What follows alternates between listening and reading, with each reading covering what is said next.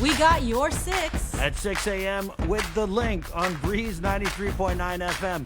Bree and I connect you with all the latest news and information you need to know to start your day. Then check back with Guam's news leader at 6 p.m. for the day's top headlines with KUAM News Primetime. From 6 a.m. to 6 p.m. and everything else in between with KUAM Digital, we got your 6.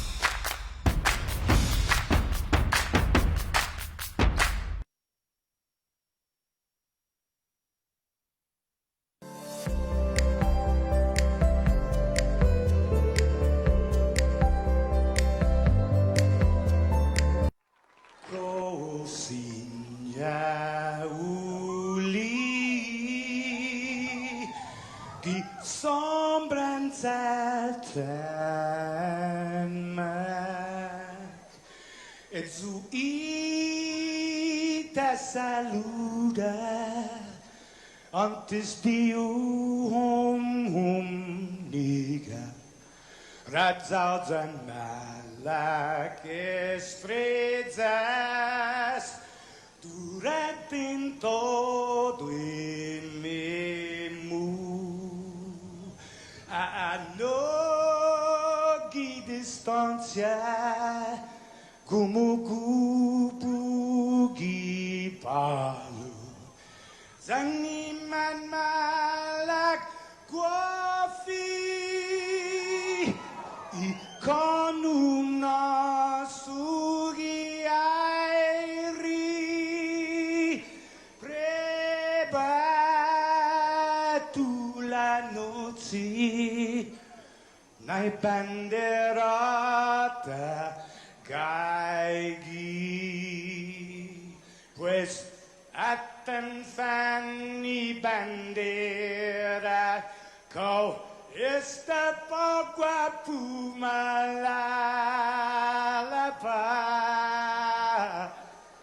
gilo tanu man libri, sentami ti. Man ko body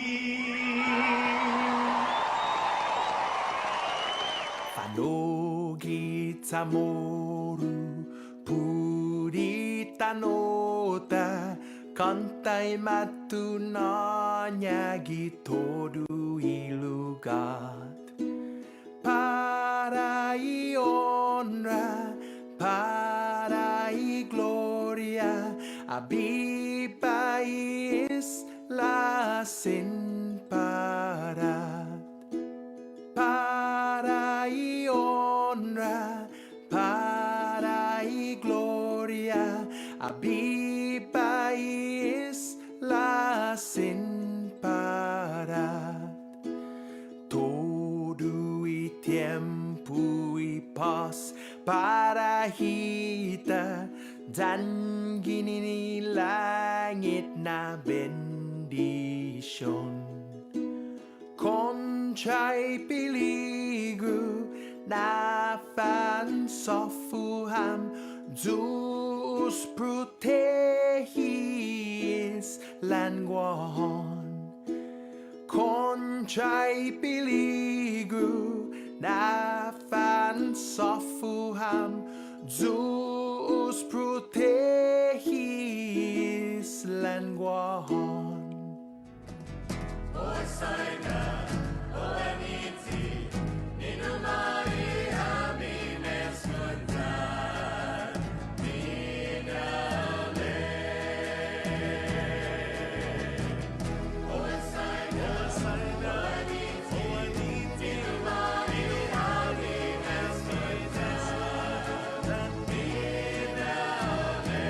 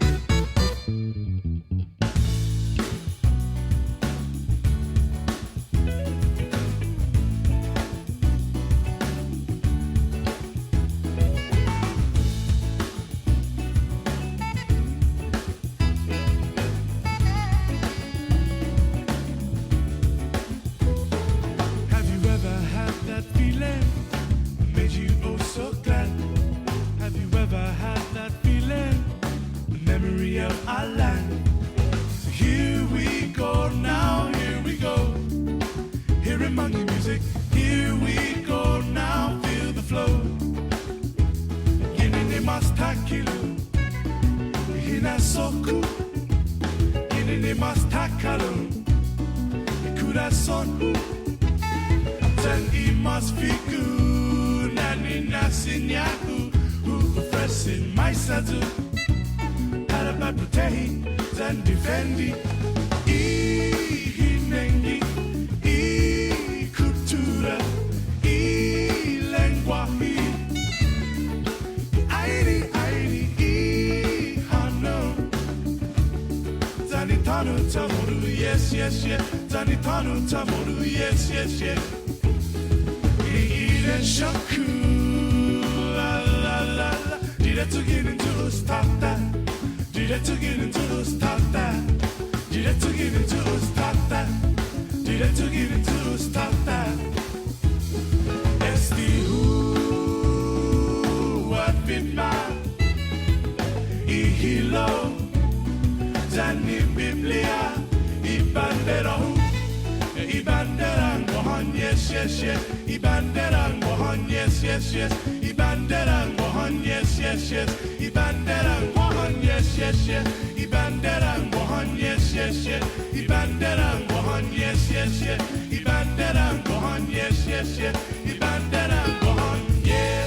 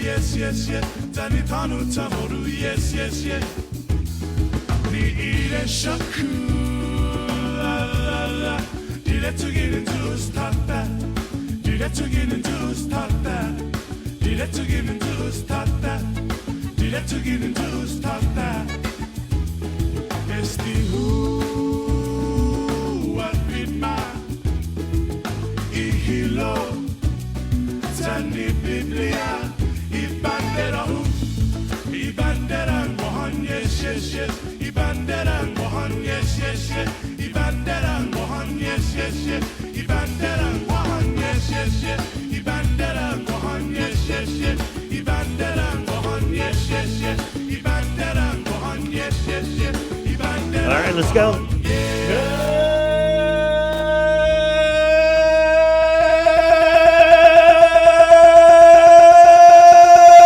Good morning, Guam. Good morning. Good morning, Lake Zurich and Antioch, Illinois. Good morning, Maryland. Oh, Maryland, Terrapin country. Terrapin country. Okay. Good morning, LBC, Long Beach, California. Check it in on our Facebook Live feed. Nice. Good morning to the Cruz Canetta family in Spanaway, Washington. Half a day and good morning if you are working in a drive-through.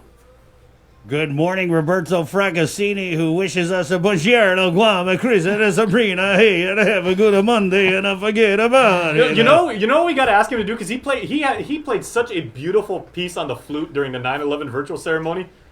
Mr. Fraccassini, if you would honor us, please come back and work your magic on the flute. We'll bring you in on Zoom. Because you know how we kind of rotated out our Guam hymn? Maybe we could also have him do like a Star Spangled Banner. That would be with beautiful. The flute, right? That would be pretty cool. Yeah, we'll have our people call your people. It'll be a little ball, a little beautiful, a little blowing the flute. I'd like to make something of music. Have you ever heard the Italian national anthem? I was looking You're making the music like a lasagna. Look at it, so cheesy and the saucy. Wow.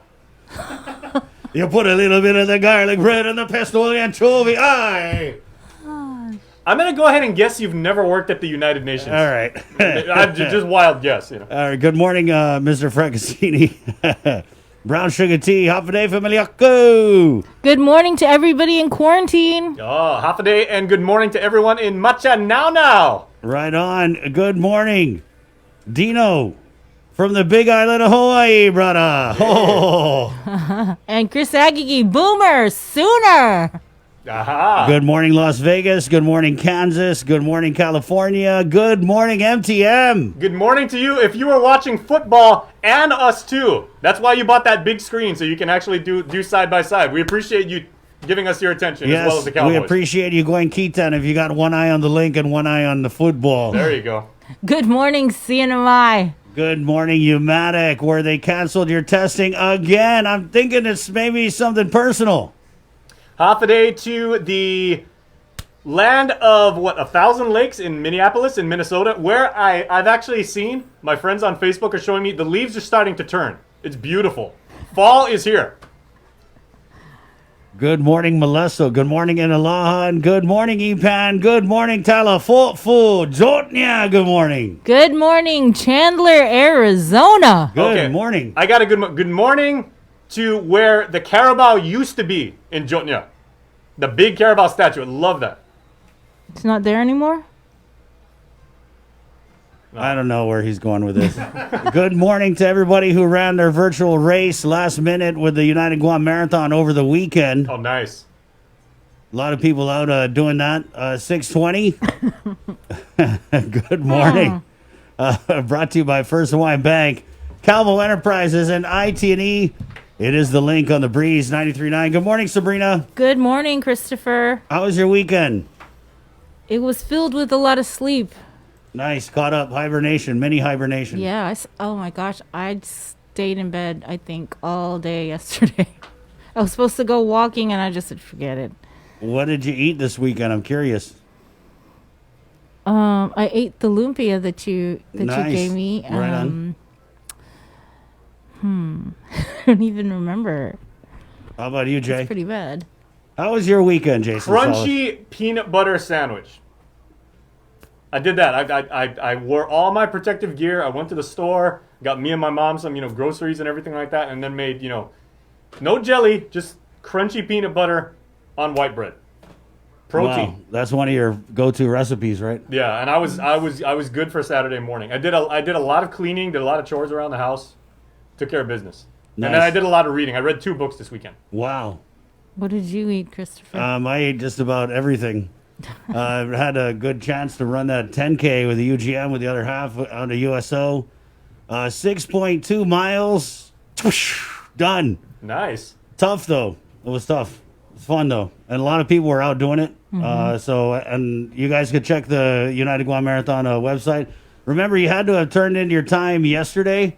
I don't know if it's you can turn it in today because it's still the 20th in the States. Maybe. But I'm just happy because I'm getting the medal. So, right on. You got to let us know how you did. Yeah, I will. I'm still waiting on the results. I ran a good time, and so hopefully, if I play my cards right, Bree, and not a lot of people ran it, then I could probably have done good.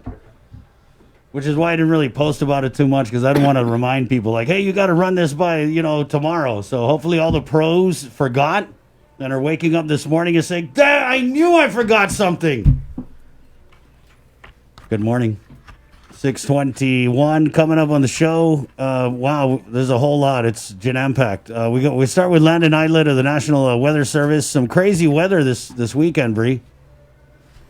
Yeah, it rained a lot. It was kind of like rain hot. Mm-hmm. Dr. Tom Shea finally got a reply from the governor. They must have had a slow day at Adelup. Like, hey, why don't we Let's go right back to Dr. Tom Shea. Oh.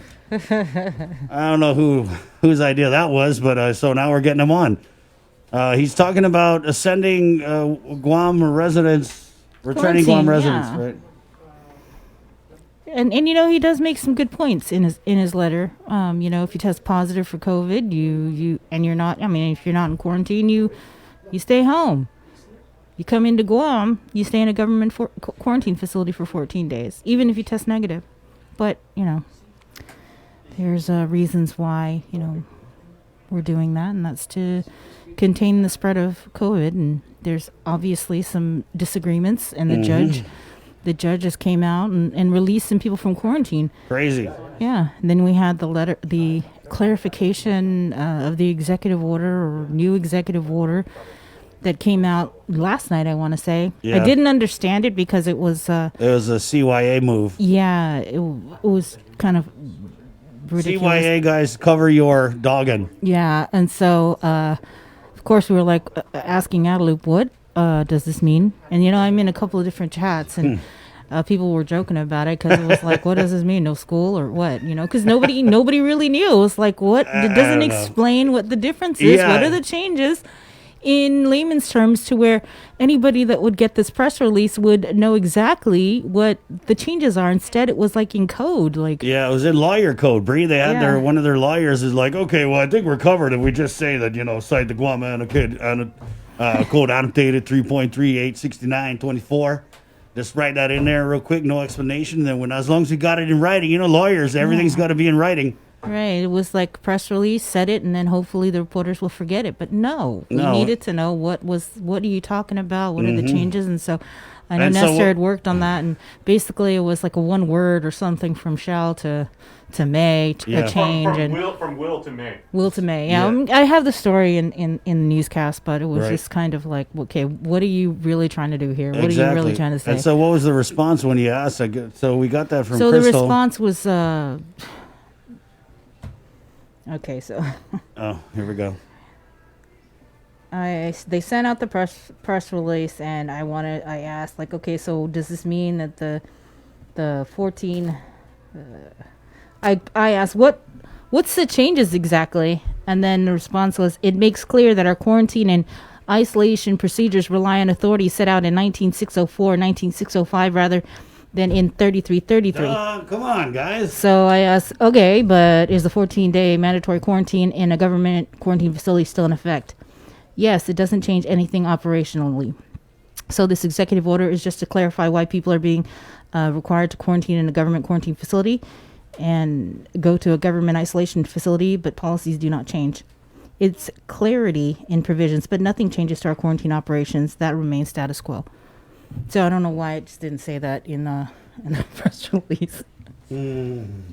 Yeah, so I don't know. There was a lot of news about the quarantine over the weekend, and we're going to get attorney Rachel Azusa, who had her client set free. Set free the Tautau quarantine. Mm-hmm. And then Roki was released Saturday. So I bet a lot of people are sitting in quarantine wondering if they're next to get released. Yeah. On that note, we'll head into a news. We had a comment about the masks this morning, Bree. Again, want to thank Guam at Guam Funny Memes on Instagram. They're doing a bunch of cool local masks. Right. They have local artists that are designing these masks. And actually, I just noticed they just posted they have some Halloween masks that they just did. So I'm going to kind of look at those and see. Oh, wow. It looks like we got to re-hit them up. So Bree is rocking this morning the Viva Santa Maria Camille. Viva! So your words will be blessed as they exit your mouth this morning, Bree. And I'm rocking the spam can themed Guam. It actually says Guam on there. We had a comment here. Morning, Chris and Sabrina. Love that spam mask. Where'd you purchase that? It says Guam, and it's in the style of kind of Andy Warhol, right? A little bit of Andy Warhol with the spam can. It's 6:27. Let's go ahead and get into the news now with the very latest from the KUAM news team, and then we'll get into the guests that we got coming on the show. Good morning, Sabrina Salas Mantonati. Half a day, everybody. Over the weekend, Guam recorded 3 COVID-related fatalities. 2 occurred Friday night. The first, a 92-year-old female with underlying health conditions. She was admitted to GMH on August 27th and tested positive for COVID upon admission. Later, a 56-year-old woman with underlying health conditions passed away at the Guam Regional Medical City. She was admitted to GRMC Friday and was a known COVID-19 positive case. Saturday morning, the Joint Information Center then reported that a 59-year-old man with underlying health conditions that were compounded by COVID-19 passed away. He was admitted to GMH on August 20th and tested positive upon arrival. A total of 34 people have died related to COVID-19. As for the latest case count, over the weekend, a total of 43 new cases were reported out of only 305 total samples. This brings the total amount of officially reported COVID-19 cases on Guam to 2,117, with 633 of those being active cases. Another executive order, but it doesn't change mandatory quarantine. Last night, Governor Lilian Guerrero issued a new EO that amends and clarifies the quarantine and isolation provisions of her previous orders. The new EO rescinds all previous sections that reference the restriction or entry into Guam. It replaces them with a new section that replaces the word shall be subject to quarantine and isolation with the word may be subject to. According to the governor's office, the new EO makes clear that our quarantine and isolation procedures rely on authorities to set out in 19604 and 19605 of the Guam Code rather than in 3333. Subsections 19604 and 19605 detail the governor's emergency health powers regarding isolation and quarantine.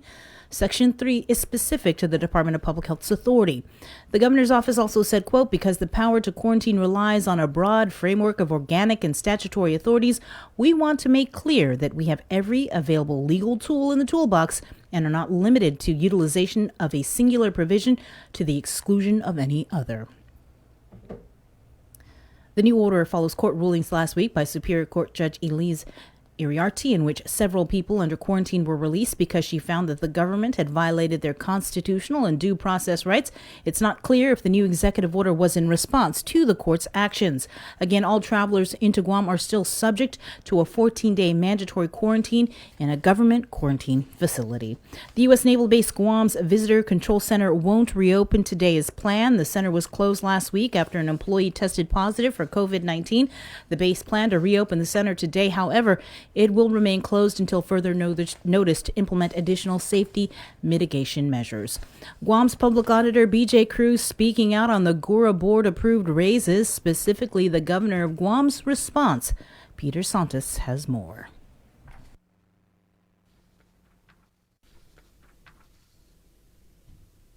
Recent controversy over Gura board-approved pay raises for the director and deputy director has Guam's public auditor weighing in with his concerns.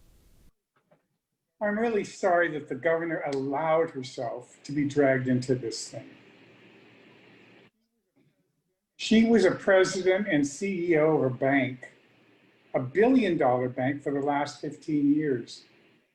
She should be the one that's teaching me, schooling me on how to read financial statements, financial audits, and compliance reports. A press release sent by Adelup expresses support for the Gura board and its directors, leaping to their defense, saying, quote, none of us are perfect, but they are trying to do the right things the right way, and I respect that. To Public Auditor Cruz, that's just not enough. Instead of sending out a press release commending the Board of Commissioners and supporting the director, the governor should be sending out a letter demanding their attendance, they're coming to the office immediately so they can answer to and address, she should demand that they address the deficiencies. The auditor warns the governor that unless she has a sit-down with the board and director Tapasnia, things could be headed towards troubled waters. Because if she doesn't, she will have the distinction of being the governor at a time when HUD decides that it's going to do what USDOE did to the Guam Department of Education and impose and have Guam shoulder the cost of a third-party custodian so that they can oversee our expenditures. I don't want that done, which is the reason why I'm speaking out. According to Adelup, the Gura board will be holding a public Zoom meeting on September 25th at 12 noon in efforts to be transparent. The Zoom invitation will be provided once it's available. Reporting for Guam's News Network. KUAM did offer the opportunity to Ray Tapasny to come on to our show today. However, he told KUAM that he is unable to until after Gura's board meeting on Friday. In national news, for the second night in a row, mourners gathered outside the Supreme Court to honor Ruth Bader Ginsburg. For the second night in a row, mourners gathered outside the Supreme Court to honor Ruth Bader Ginsburg. The 87-year-old justice died Friday of complications from pancreatic cancer.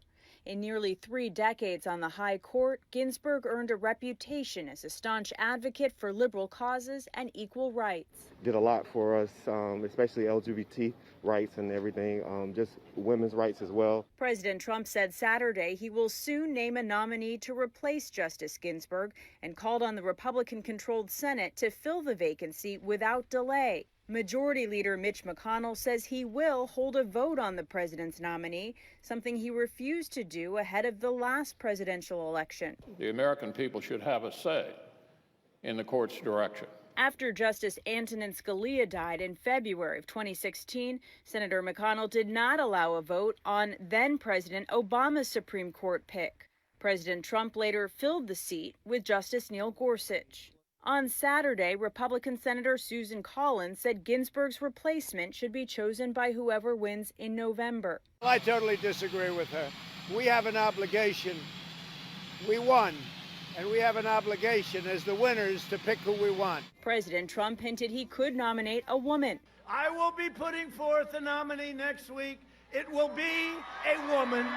CBS News has learned 2 women are among the top contenders, judges Amy Coney Barrett and Barbara Lagoa. Natalie Brandt, CBS News, Washington. An opinion has been handed down in the U.S. from the U.S. Ninth Circuit Court of Appeals and the Tinian Women's Association Guardians of Ghani Paganwatch Center for Biological Diversity case against the U.S. Department of the Navy. According to the summary, in an action challenging the U.S.-Japan alliance agreement concerning the relocation of troops from Okinawa, Japan to Guam, and the mandated environmental reviews, the panel first affirmed the district court summary judgment in favor of the U.S. Department of the Navy on the plaintiff's procedural claim under the National Environmental Policy Act, and 2, affirmed the dismissal, but for lack of standing rather than on the basis of political question, of the plaintiff's claims that the Navy failed to consider relocation alternatives beyond Guam and the CNMI. The plaintiffs alleged 2 procedural claims under NEPA with respect to the Navy's decision to relocate troops to Guam and to construct facilities on the CNMI. First, the plaintiffs argued that the 2 decisions were connected actions that must be assessed in a single environmental impact statement, or EIS. Second, the plaintiffs argued that cumulative impacts must be addressed in the relocation EIS. The panel affirmed the district court's rejections of these claims.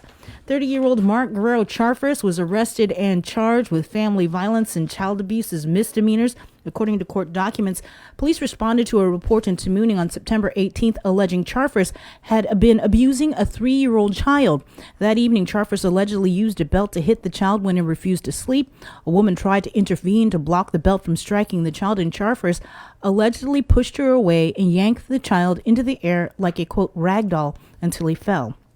Another person interviewed by police said they saw Charfers allegedly attempting to feed the child a hot pepper on his finger. When the child bit his Charfers allegedly slapped the toddler. The witness also allegedly saw Charfers hit the toddler with the belt. The reporting person alleged Charfers had abused the child on other occasions. Officers noted discoloration and injuries on the child's facial region and red raised welts on his legs. Plans are being finalized for a permanent memorial at an ancient burial site at the future Marine Corps base in Dededo. Admiral John Manoni says he sent a letter to the State Historic Preservation Officer on how they want to proceed with local officials' desires that the ancestral remains be preserved in place. Nestor Locanto reports. SHPO Patrick Lujan says they agree with the military's plan for a memorial right at the site where the ancient remains were found. DoD says it will make way by moving the location of a planned building and parking lot. There were some already conceptual designs that they've been working with us. We have internal subject matter expert with that, with Senor Joe Garrido. So he's been working closely with them as far as the design. Speaking on KUAM's The Link, Admiral Minoni says they want to be sensitive to its cultural importance. We're going to do some things with respect to that specific site that I think will treat the people who are buried there with the dignity and respect that they deserve. The days of DOD being, I think I said something like Yosemite Sam on a bulldozer, just plowing things under, those days are long gone. In this case, with the proactive approach that they've taken, we're pretty pleased with that, and we're happy with how the reburial is going. We don't always see eye to eye, but no good relationship always agrees 100% at a time. Case in point, Shippo Lujan invoked a stipulation in the military GovGuam programmatic agreement that seeks to limit the environmental impact of the military buildup. He put a 45-day halt to the construction of the fifth and final and largest firing range on Anderson's Northwest Field. But Lujan says they are now nearing agreement on methodologies for future preservation in place there. That resolution should be solved within the next coming days. I'm actually going to be meeting again with some of the top brass of JRM today. So, that's going to be on the agenda, and hopefully we have something to sign off by next week. The 45-day consultation period under the stipulation is near an end. For Guam's News Network, I'm Nestor Lecanto. And finally, we head over to the National Weather Service, where Landon Idolette is standing by with your work week weather forecast. Good morning, Landon. Hey, good morning. How are y'all doing? We're doing all right. How was your weekend? It could have been a little wetter. It wasn't too bad. A little wetter? Just a little bit wetter. We had a lot of lightning last night. If you're actually outside looking to the north, we had a lot of thunderstorms in the Rota Channel. And that was one of those situations that the difference of 20 miles can make a huge difference between a nice, pleasant evening on Guam or a very wet, soggy, stormy evening. And so yesterday it was all 15, 20 miles north of Jigo and Dededo, and so it was a pretty quiet evening for us. Right, I know. So that was good news. Landon, Saturday it was raining cats and lagos, thunder, lightning, and I was doing the UGM virtual 10K Sunday morning, so I was really praying that rain would hold through. Unfortunately, it was one of the sunniest mornings ever. So. Yeah, there was a lot of weather early Saturday morning, and that unfortunately caused problems for the I think the COVID testing down in Umatic, and all that cleared out by mid to late morning. So that's just how the weather is out here. You can have a really soggy period, lots of showers and thunderstorms, and then you give it an hour and then it clears out. It's a beautiful sunny day. So for today, we're going to see a lot more on the showers. I'm going to show you over to the radar right quick. Let me flip you around. There we go. So this is a Doppler radar right now. There's a lot of weather near Guam, but not exactly over us. So if you're going out for your morning commute to the office, there will be some patchy wet roads out there, so drive carefully. If you're on telework and you're going from your bedroom to your living room, watch out for slips, trips, and falls when you walk down the hall or wherever. So that's the only concern for your intra-house commute. We're going to zoom out the radar, and you see a lot of colors, a lot of reflectivities off to our southeast. That's where all the heaviest showers and thunderstorms right now. Of course, we have this area of showers and thunderstorms inbound from our west. That's all coming generally this way. But for us, it doesn't look too bad for us the next couple hours with the heaviest of the showers and thunderstorms just to our southeast. We're going to scroll out a little bit wider, and we see the more of a regional view. What we have over top of us right now is kind of a surface trough of sorts. It's almost kind of like a weak monsoon trough. And I'm going to go over to our Facebook graphic. This is going to be going to our Facebook page, U.S. National Weather Service Guam, very shortly. And this is what we're looking at. There's a broad surface trough stretched from west to east across the Mariana Islands. And that's where our soupy conditions are right now. This is all moving this way. We have the south and southwest winds over Guam and Rota and the showers and thunderstorms. Eventually, this is going to pull off towards the north, allowing drier weather in place for tomorrow. So expect showers and thunderstorms off and on, a very moist scenario for Guam, Rota, Tini, and Saipan through tonight, and then drier conditions Tuesday, Wednesday, Thursday. Looking ahead, we have this surface trough in the Marshall Islands. This is going to be working its way westward. and give us a better chance of showers and thunderstorms Friday, Saturday, and into the weekend. I'm going to flip over to the satellite, and I'm going to show you the lightning we had last night. So all these little flashing lights, there's a negative and positive lightning strikes. We had a lot of lightning yesterday in the Rota Channel. And again, that was just to our north, so it wasn't too exciting for us on Guam, but that's the good news. All the action was in the Rota Channel. So if you're in a boat, you probably would not want to be in that. I'm going to throw up the satellite picture now. This is the infrared showing the clouds. What you see, we have a lot of the milky colors building up around Guam. Those are the clouds moving in with that surface trough this morning. And the darker colors, the reds, those are the cooler, colder cloud tops. So where you have the deep convection, the clouds and water droplets go higher into the atmosphere where it's cooler. They begin freezing, and then the downdrafts begin. So where you see the colder cloud top temperatures, that's the deep convection where you see the lightning and thunderstorms. We're seeing some of that cooling cloud tops across Guam, but notice all the yellows, the oranges, and the reds, that's off to our southeast. That's the good news for us. So it looks like all this convection coming in towards Guam is generally weakening with the axis of the heavy weather more towards our southeast, but that could change. We could still see some moderate to heavy showers from time to time and a couple bolts of lightning. So when you hear thunder, get indoors, because if you are within earshot of a lightning, you are technically in danger of possibly being struck by lightning. So keep that in mind. If you're outside and you hear thunder, you are in range of lightning. Before I hand it back to you all, everybody's always talking about the tropics out here. We are still in the heart of typhoon season in the West Pacific, and we do have a tropical storm. That's Tropical Storm 14W. That was upgraded from a tropical depression overnight. And the good news is for us, it's no threat. So we're going to our HurryVac software, Guam and the CNMI down here. Tropical Storm 14W is well to our northwest, and it's still in our area of responsibility. And that will be exiting our area of responsibility later this afternoon once it goes north of 25 degrees north latitude. That's going to be on approach towards Japan in the coming days.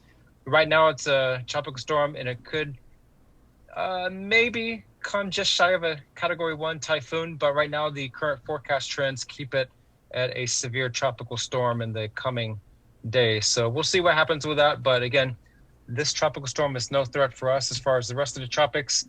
We're not watching any organized development across Eastern Micronesia and the Marshall Islands.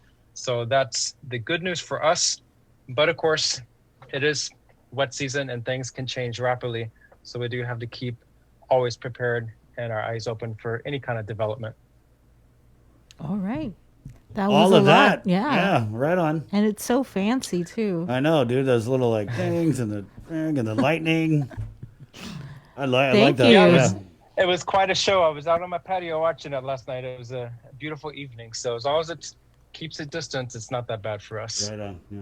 All right. Thanks a lot, Landon. Maybe next time, Landon, Y'all have a great week. We're going a Yes. little more about the lightning strikes, and I want to, if you could, tell us some of the myths, and because I've heard all kinds of things like, oh, if you have a gold necklace on, if you got a cell phone, you're more susceptible. So You know, the biggest things, if you're on a landline telephone, be careful. Stay away from those, at least during a lightning storm, as well as water pipes. Sometimes water or lightning can strike nearby, and the electric current could travel through the water pipes. I'm not sure on the science of that, but that has been a known problem. Also, stay away from canopies and tents, as they can attract lightning. We had I think it was August 27th when we had that big flood event across central and southern Guam. There were a couple of lightning strikes on the island, and a friend of a friend, her canopy in her driveway was struck by lightning. Wow. And it kind of damaged it. So, and that was right outside their window. So you keep that in mind. You have those metal bars. You don't want to be near those metal bars. well, you shouldn't be putting on the canopy because there's no gathering. Yes, there's technically should not be any gatherings right now. So that's safety for thunderstorms in a sense. Right on. Thank you, Landon. Thank you. Have a great week. You too. You too. Stay Take dry. care. Okay, 6:47. That was our work week weather on a Monday with Landon Islet from the National Weather Service, and it was proudly brought to you by First Hawaiian Bank. Good morning. Your life moves quickly, so you need a credit card that keeps up.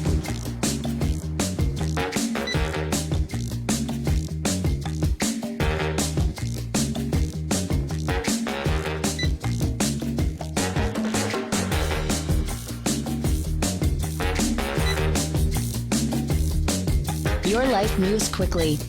So you need a card that keeps up with you. Tap and go with our contactless debit cards. Just open a checking account at First Hawaiian Bank. GU Self-Storage, conveniently located near the Harmon McDonald's. We offer affordable rates, online payments, and auto bill pay for your convenience. Plus gate access daily from 6 a.m. to 9 p.m. Call us today at 648-7867 for more information. Half a day. I'm Dr. Jana Manglonia, Medical Director for Public Health. Wearing a face covering protects you and those around you. We know that COVID-19 can spread by people who are not showing symptoms or are asymptomatic. Because Guam remains at risk for significant community spread transmission, it is a necessary precaution to wear a face covering when in public. Everyone must wear a cloth face covering when they leave home and have it visible at all times and put it on when others are nearby. Face coverings are required for everyone when shopping at stores, seeking health care, and inside the workplace. Covering your face reduces the chance that you will unknowingly infect someone else if you are carrying COVID-19 and have no symptoms. Prevention saves lives. For more information, please call 311 or check out our website at dphss.guam.gov. Small businesses are an important foundation in our island's growing economy. They provide essential goods and services to our community while preserving local traditions and creating new job opportunities. Your responses to the 2020 Census of Guam will help small businesses receive the information they need to thrive for years to come. Respond today. Together, we can make a difference. These are some of the signs that someone is thinking about suicide. Talking about wanting to die, excessive guilt or shame, and feeling like a burden to others. Feeling empty, hopeless, trapped, or having no reason to live. Feeling extremely sad, anxious, agitated, or full of rage with unbearable emotional or physical pain. Other signs include changing behavior, such as making a plan or researching ways to die, withdrawing from friends or saying goodbye, giving away important items or making a will, taking dangerous risks such as driving extremely fast, displaying extreme mood swings, eating or sleeping more or less, and using drugs or alcohol more often. If you or someone you know is showing these warning signs, get help as soon as possible. Call Guam Behavioral Health and Wellness Center's crisis hotline at 647-8833 or 4.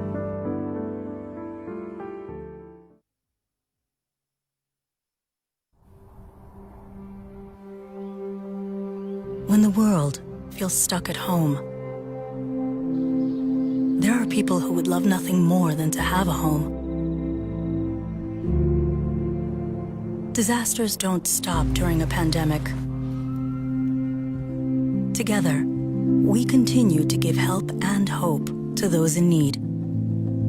Help now at redcross.org.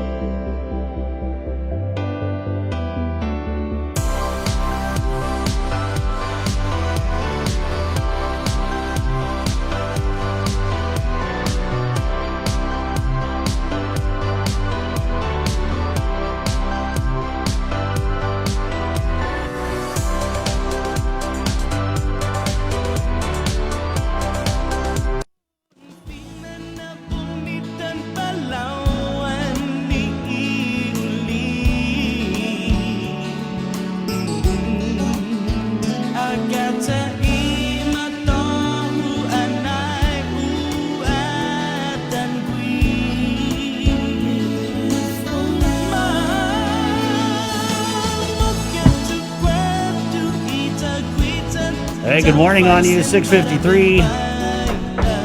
It's the Link on the Breeze, 93.9. Oh, darn, I really wanted to get Ray Tapasnia on. As this whole Gora thing, it's... Where's that letter? Wow. See that letter. Wow. So, as you guys, I'm sure you can recall, it all started last week with the Gora board approving raises. Although they technically were not given yet, the approval was made. So really, that's all you got to do is approve them, and then you're going to get them. So the way I look at it... Wait, first it was approved on a Friday. Ray came on, on a Monday or Tuesday? Right. I was like, I didn't get paid. Of course he didn't get paid. This is not that fast. Yeah, it was just... It's a lot. It's a lot. But the way I look at it is they just got McGatset. They got caught with their hand in the cookie jar. And when the public was like, what? Say you're going to get a raise? Ah, hell no. That's when they're like, what? We're not getting a raise. They only approved it. That means you're getting a raise. Yeah. If the boss says you're getting a raise and the board is your boss, then guess what? You're getting a raise until the media, and then the media caught you. That's what happened. Then there was all kinds of backpedaling. We had Ray Tapassi on the show, like, oh, shucks, I wasn't going to get a raise, guys. Come on. And then the public auditor got involved. I think BJ was itching for a fight, though. He's been in quarantine since March, you know what I mean? He's just itching for something. You want to read the governor's Gora and then BJ's statement? Right, yeah, let's do that. And okay. So this was so weird. Like, I don't know what Adelup was thinking, but why would you come out on this issue of these Gora raises? Like, what are you guys thinking there?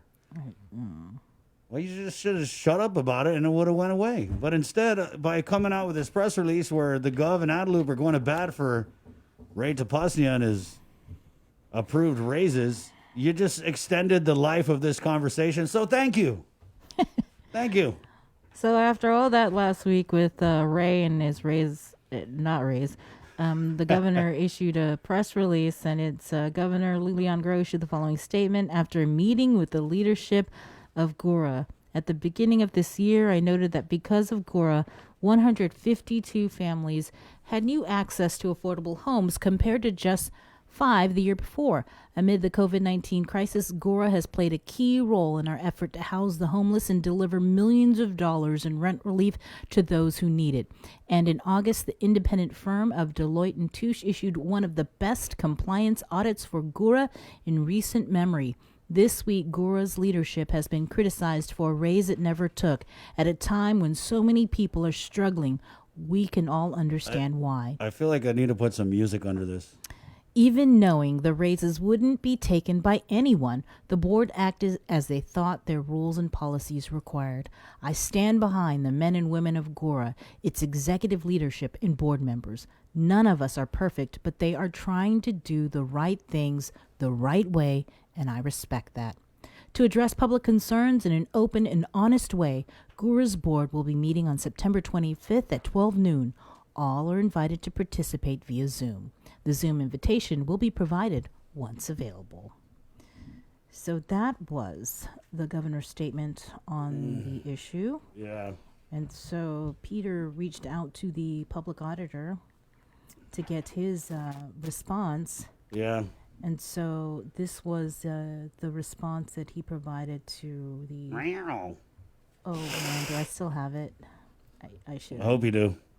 Yeah, I should have it. Here it is. I like it, though. You know, and I complain, like, why can't our leaders work together? But, you know, it's more fun when they don't. Yeah. So this is the public auditor's response to Peter. I am sorry that the governor has allowed herself to be dragged into this controversy. Having served as president of a billion-dollar bank, she knows better and should be the one schooling me on how to read financial audits and compliance reports. To help you understand my concern, I've attached a few pages from the compliance report. The first contains the definition of material deficiency and significant deficiency. I have attached one of the pages entitled Schedule of Findings and Question Costs. It's like a report card. Compare Gora to GCC, which has the distinction of having achieved the distinction of a clean audit for the last 20 consecutive years. Please note that GCC is qualified as a low-risk auditee. Now compare Gora to GDOE. Both are not qualified as a low-risk oddity. GORA has one material weakness and two significant deficiencies. GDOE has zero material deficiency and one significant deficiency. This is not the first year GORA has failed to be considered a low-risk oddity. Rather than commending the board and supporting the executive director, she should be calling them all in and demanding that they address these deficiencies before HUD does what USDOE did to GDOE and force GovGuam to shoulder the costs of paying for a third-party custodian installed in order to continue receiving the tens of millions of federal dollars we've become accustomed to receiving from HUD. And that was a reaction from Public Auditor B.J. Cruz to the governor's comments regarding her support for GORA's executive director and the board, Ray Tapasnia, on the approval of his raise, not raise. That was hard, right? He's Yeah, like, let me show you. That's like, I'm going to exhibit A. This is what a material deficiency is, Governor. It was just the first line. Once I got the comment and I saw the first sentence, I realized, oh, this is not going to be good. I'm sorry. What was it? I'm sorry. I'm sorry that the governor has allowed herself to be dragged into this controversy. First sentence. Second sentence. Having served as president of a billion-dollar bank, she knows better and should be the one schooling me on how to read financial audits and compliance reports. I did not see this coming. Yeah, but you know, they don't have material deficiencies at the bank now because it's the bank. That's why. That was really surprising. Yeah. It's just like, Peter, what? Did he just write that? Yeah, and so we did reach out to Ray Tapasnia. I asked him, hey, can you come on in the morning and talk about BJ's comments? He said, sorry, I can't until Friday's board meeting, which means he won't be coming on until Monday, which means that Adelup has been blessed and being granted a week of radio silence from Ray Tapasnia. All right, that's our 2 cents on that. Maybe we could get the public auditor on again. Like, hey, can you respond to your response to the 7 a.m. We're KUAM FM in Agotnia, Guam. This is The Link on the Breeze, 93.9. Dr. Tom Shea joins the show now, standing by in the KUAM News Zoom room. Doc, I don't know if you thought all these letters, these Dear Governor letters you were writing to Adelup, I don't know if you thought maybe you might have had the wrong address because it looks like they were going in the same mailbox that Jim Moylan's letters go in. But they finally wrote back to you. It looks like they had a slow day at Adelup. They were like, let's respond to GORA. Hey, while we're at it, go write Dr. Shea a letter. Why not? Hell, guys. Oh, Chris, thanks for the laugh. Yeah, you know. But when I write those letters to the governor, it's not, I don't expect a response because in the letter it's just asking for a consideration. Mm-hmm. I know she's busy, and today's my grandson's birthday, so I have to be really nice. So happy birthday, Maui. We'll call you tomorrow then. We'll call you tomorrow if you're going to be nice today. We'll just talk to you. No, I'm excused for the next 15, 20 minutes. Because it's halftime. Right. The Packers won today, too. So it's like, wow, it would beat the Lions. I mean, what can you say? 2-0. And in the middle of the pandemic, we have football season. I mean, how good is that, right? I know Adelup is like, don't worry, Packers are playing. Dr. Shea ain't going to say anything. We got a couple of days of downtime. Yet here you are, Doc. Right. So just if you could unpack the governor's, I guess start with your letter and then unpack the governor's response to you, and then maybe walk us to where we're at right now. Well, my letter just basically asking her to not lock people up, as they arrive at the airport. Those are people of Guam. Those are residents of Guam, and many of them came in with a pretest already negative, which is above and beyond what the Center for Disease Control has asked for as far as arriving passengers. So my letter to her is basically based on the CDC guideline, and I just don't understand where the science is. When you come in, you lock them up in a hotel for 14 days. If you're going to use the same concept, then you should be locking up all the positive that's in the community of Guam. Even herself and the lieutenant governor, that's positive. Even Will Castro was positive. Dr. that was positive. Why don't you lock them up in the hotels? they're at home, and there's a lot of negatives that's at the hotels. Thousands of them that are negative, and they're locked up in the hotel. So those to me are innocent people, and they should be home. The emotional and the mental toll on them is quite a bit. They come home to be with family. They have homes here. What gives us the right to lock them up, especially when you don't have proof that they're guilty of a crime? And during the pandemic, we see our justice system letting go burglars back home. They post a bill and they go home, or they, because of COVID in the jail, the risk is high, they get to go to their homes. I don't see them locked up. So I think the issue with the governor's way, or she's saying it's her physician's medical advisory that's telling her that, and then the medical advisory team is saying no, she's doing that. They're pointing fingers at each other. I don't know who's right, who's wrong, but I think they're all wrong. I think what we should do is open up Guam, let the people go home. Wear is that a spam mask? No, that's a Guam spam. Yeah, it says Guam.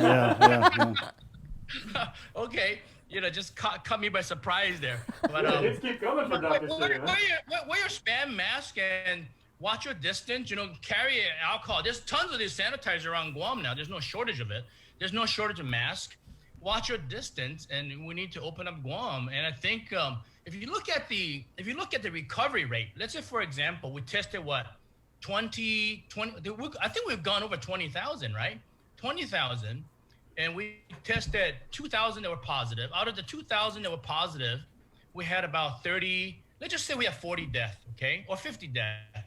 We're looking at probably a 97%, 98% of people who tested positive that actually have recovered.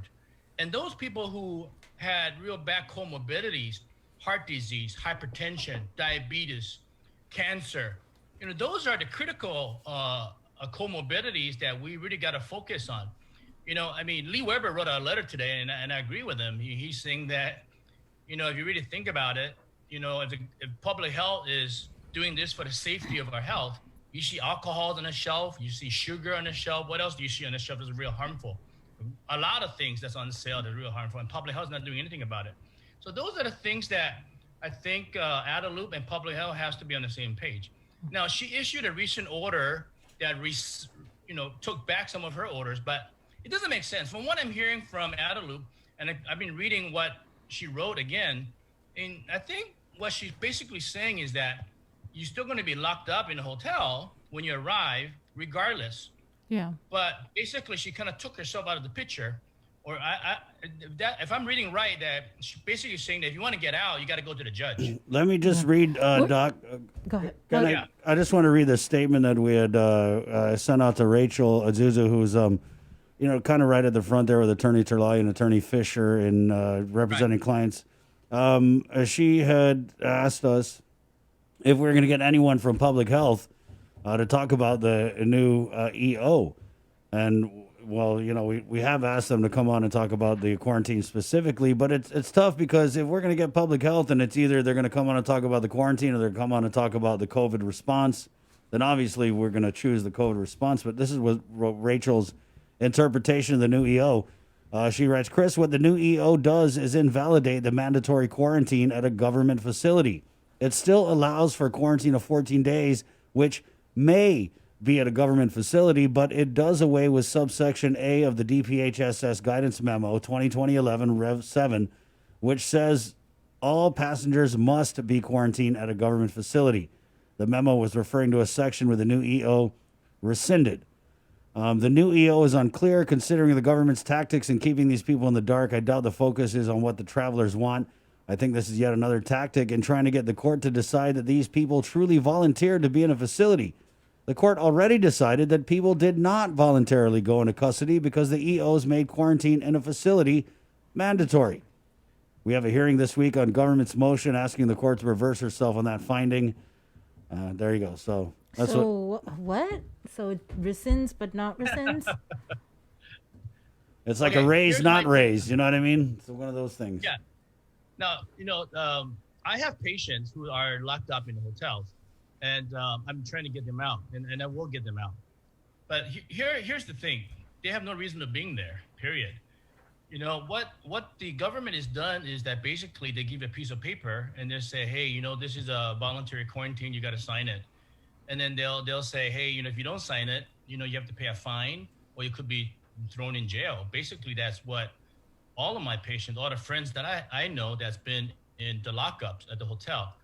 So if they're not really giving them a choice, and even if they give them a choice, let's say a patient comes in and they say, okay, I don't want to be locked up. I don't want to sign this paper. And say, okay, well, fine, get in the bus. We're going to take you to the hotel. We'll lock you up anyway. What choice is that? That's involuntary. Even when you're mentally ill, you still have to sign commitment papers, okay? You can't just check into a mental health hospital. They can't lock you up. I don't understand what the governor's coming from.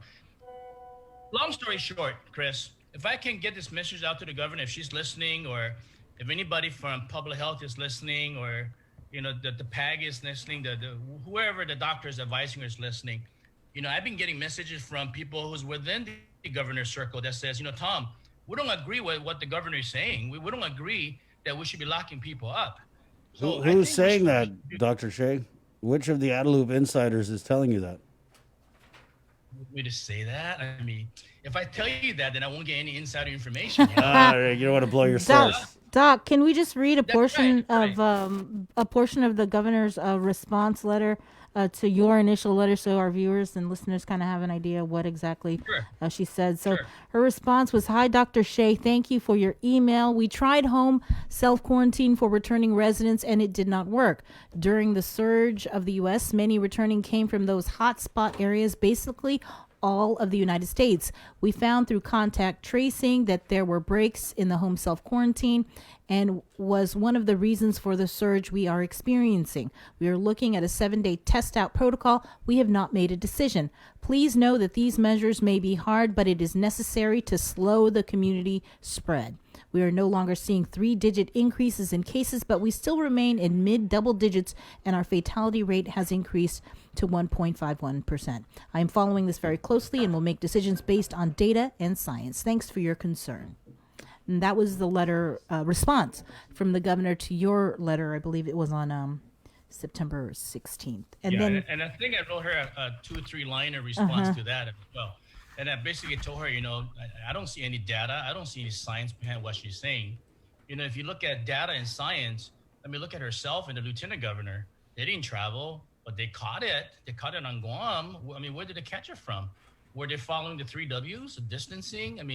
A lot of the politicians are catching it, so, and when they test positive, they go to their homes. So you're telling me, you're telling the entire island that, oh, we don't trust you coming back home and you quarantining at home. But yet we're testing people and they're positive, but we're letting them go back to their own homes. That doesn't make sense to me. What makes them think that those people who test positive, or those two people who gone out to the 7,000 mass testing, who is quarantined at home, even if they test negative, it doesn't mean that the next day they're not going to be negative. They said it themselves, and that was said in court with Rachel and Juju. But I think what the government need to do is you really think back.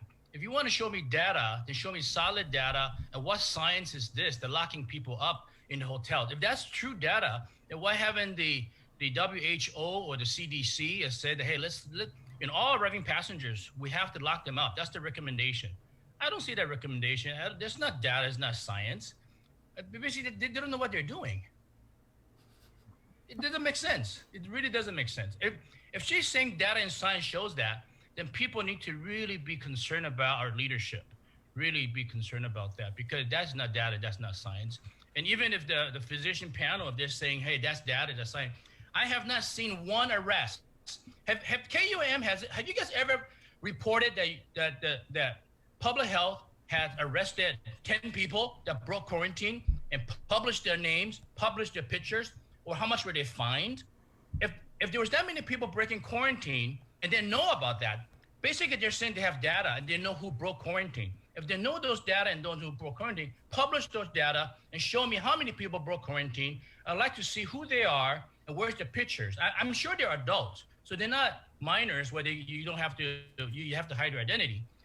Where's the data? Where are those people that they're talking about that broke quarantine? And where are their arrests and where are their fines? Have you seen them? Is that what you heard, that there were charges filed. I want to say I recall No, I at least. haven't heard anything.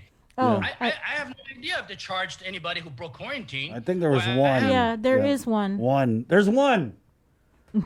We have my one. Goodness, We have one. And we're gonna lock up 600 in the hotels. I mean, goodness sake! If you can't even follow one person, I mean, what are you gonna do? But where are the arrests? If people who broke laws, there's drunk drivers, right?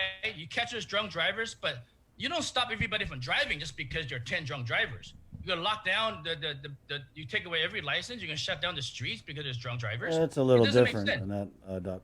So what would you say though, Doc? I mean, if and this is kind of what I'm thinking the real issue is that we don't have the manpower, the personnel. If we set the quarantine total free, and we get 600 people at home, public health, I mean, they can't even keep track of who's in the home quarantine now.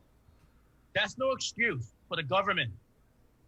What you just told me right there, that is not data and that's not science. That is the fault of the government that they cannot contact trace. And that is not a reason to lock up people, the innocent people in hotels. I can tell you that right now. What you just told me, Chris, is not science, it's not data. Right. That's incompetency.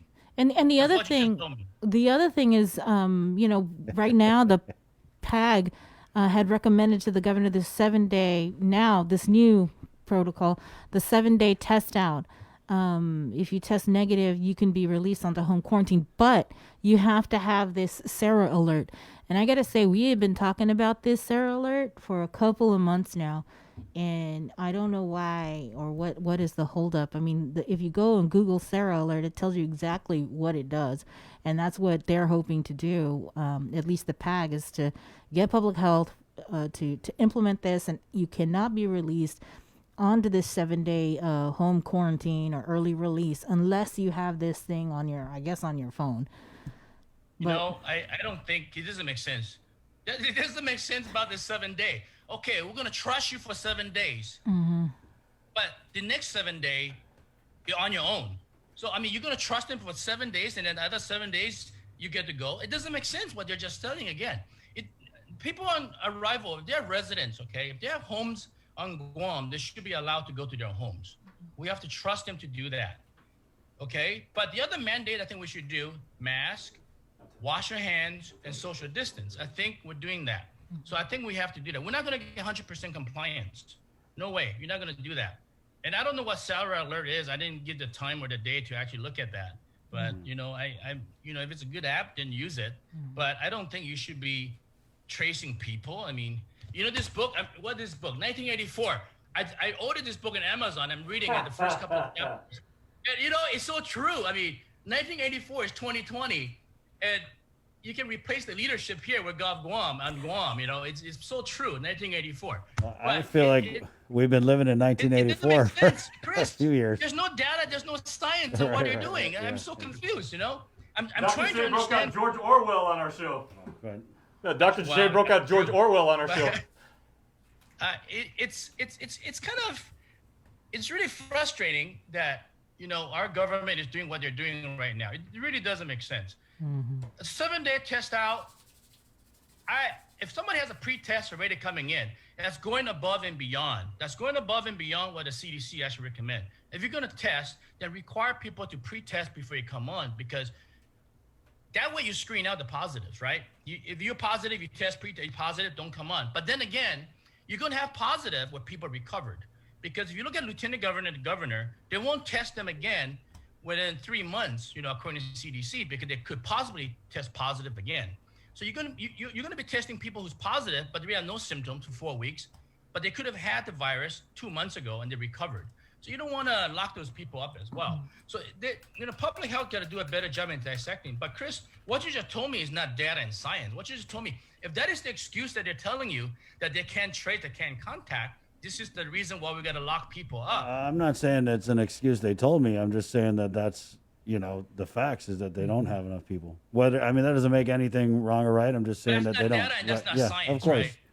So, Doc, what do you think? What do you think we should do? Just if anybody that comes into Guam with or without a test, just go home if you're a returning Guam resident? I think what you want to do with this, okay, if you want to go above and beyond what the CDC recommends, sure, you can ask them, hey, come on in if you have a pre-test, go on home. and just say if you're pre-test, it's negative. Okay, wear your mask, watch your distance, wear your gloves. Let everybody go to their homes if they have a home in Guam. Now, if you don't have a pre-test, go on home anyway, but stay home and wear your mask for 14 days. Quarantine at your own home. That's going above and beyond what CDC is saying. CDC doesn't say you have to quarantine. Now, if you don't have a home on Guam, certainly you're gonna have to stay in a hotel somewhere, okay? So you're gonna have to stay in a hotel somewhere, or if you have family, visiting family coming home, somebody has a death in the family, you have a home here, then you quarantine on Guam, it's okay, but you have to wear your mask, watch your distance. That's how you're gonna defend yourself. But if you indeed turn positive, everybody's gotta quarantine at home, the whole family. That's how it goes. What about testing? Okay? But don't lock people up. Shay, what's your thought on testing incoming at the airport? Like CNMI does. Okay. Testing incoming at the airport is okay, but what you really want to prevent is arrival of positives, right? So if they're already positive, then coming to the airport, then what's the use? I mean, you're going to screen them at the airport, that's okay. But if you have a pre-test, you don't need to screen at the airport. I mean, if you want to go above and beyond what CDC is doing, if you want to test them at the airport. But Chris, you better make sure that your test is accurate. Mm-hmm. Okay? You better be darn sure that your test of public health is accurate, because if you test somebody and that's positive, and that person has no symptom for over a month, and it could be a recovery infection, and you're going to lock them up, that's not fair for that person. So if you're going to use a test, then the liability falls on public health to ensure that testing is absolutely accurate. All right. Yeah, people shouldn't be traveling anyway if they're positive. But then you have the asymptomatic. They shouldn't travel anyway if they're positive. Mm-hmm. But here's the thing: is that public health testified in court, with Attorney Rachel there, and public health said any test that you have is a point in time. It doesn't matter if you pre-test. See, that doesn't quite make sense to me, Sabrina, because what they're doing now in public is that they're testing people, and after they're tested and negative, okay, you can go. And you're positive, okay, you got to stay home. Stay home, not to the hotel, but stay home. So, we're going in circles here. It just doesn't make sense what you're saying. The message coming out of public health and adult has got to be consistent. And what they're doing is inconsistent. Yeah, good luck. Good luck with that. A little late in the game. Yeah, it's late in the game, but better late than never. A good leader has to admit their mistakes. There's several states where the governor has actually apologized to the people of Guam. Not people of Guam, sorry. They actually apologize to their own people. But, I think our leaders, if they make an error, don't be afraid to come out and say, you know what, what we did doesn't work. It didn't work, and it's not working. We've been locked down for 5 weeks. It's still not working. We're still getting double-digit positives, and there is community spread. We're not going to get the same lockdown as China, Chris. We're not. China is a communist country. They can't do those lockdowns. We're in the United States of America. We fought for our freedom. I hate to say that, but that is the truth. We're not going to get 100% compliance no matter what you do in any lockdowns. So I think what we need to do is really focus on mask. And I wear my N95 all the time. Say stuck to my bottle of hand sanitizer. You got to do that. And that's the best way to protect yourself. I walk GMH every day, and I test myself every month. I don't have to do that, but I just, I don't know why I do that. That's not based on science either. But, I do that just because for my own sake, because my wife demands me to do that. And I, can't get near my family unless she makes me do that, because I walk the hospital, I'm a high risk. But, luckily I've been tested negative. And like my daughter said, Dad, if you test positive, then you didn't follow the 3 W's that you keep telling people to do. Okay? If anybody's going to test positive, it's going to be me who walked the hospital, and it's going to be all the doctors and all the nurses, right? So all those people should be testing themselves, because those are the high-risk areas. But be as it may, I think Governor of Guam, the governor of Guam should really let the people go home. I don't think we should be spending money going to court. Chris, if I can end this, I think we're fighting the wrong enemy here. Our true enemy is the virus. But what Gov Guam is doing is we're fighting against our own people. And I don't like that. I don't like to fight against our own people. We got to fight against the virus, and people are not viruses. I think we need to treat people like human beings. There you go, Dr. Tom Shea, rabble rouser, email writer. Keep them coming, Doc. Send us a Dear draft. Governor, author. I'm waiting for the book to come out. Governor, You notice those letters always get out at 5:30 or 6 in the morning. Yeah, that's when you have your. I hit the send button, and sometimes I go, should I send or shouldn't I send? And after I send it, I go, oh man, I can't recall it anymore. Here we go I get again. So much typo, grammar. It doesn't make sense. All right, Hey, Doc. well, we need people like you, Doc, to voice your concerns. So thanks. All right, but let the All right. people out. I think there's 600 people locked up. There's mothers in there separated from their babies, and I think they need to go back to their home and be with their kids. They're not infected. Yeah, Most of them are not infected. We're about to Okay? talk with a woman, Dr. Shea, who lost both of her parents to COVID. And I think one of the key takeaways when I interviewed her Saturday was that she came back because her parents' condition was worsening. However, she was thrown in the quarantine, was denied a compassionate release, and had to sit there in quarantine while her father died. So yeah, we're on this quarantine, and we're going to be sharing Raquel's story next, Doc. So if you got time, just listen in and watch on the link, okay? All right. Thank you, appreciate it. Thanks, I'll Doc. mute myself and I'll stay on and I'll watch it with you, okay? Right on, appreciate it. I think she should have been released, and they should have gave her compassionate leave. I think it was inhumane for the government to do that, and I think that I bet you she's not the only person that's done that too, and that's You're right. inhumane. Right. And I don't think that they should have done that to her, and I think that's bad, and I think the governor should apologize not just to her but to the entire island of Guam. Thank you, Dr. Shea. Thanks. We'll take a short break, and we're coming back with more of the link on the Breeze 93.9. Yes, we will go in our K-Wave News Zoom room with Raquel Dizon Ike, whose parents were COVID-related fatalities. Was able to interview her Saturday morning in a story that we broke here on KUAM News, and she's here on the link to share more of that story. Coming up next, good morning, Guam. GU Self-Storage, conveniently located near the Harmon McDonald's. We offer affordable rates, online payments, and auto bill pay for your convenience. Plus gate access daily from 6 a.m. to 9 p.m. Call us today at 648-7867 for more information.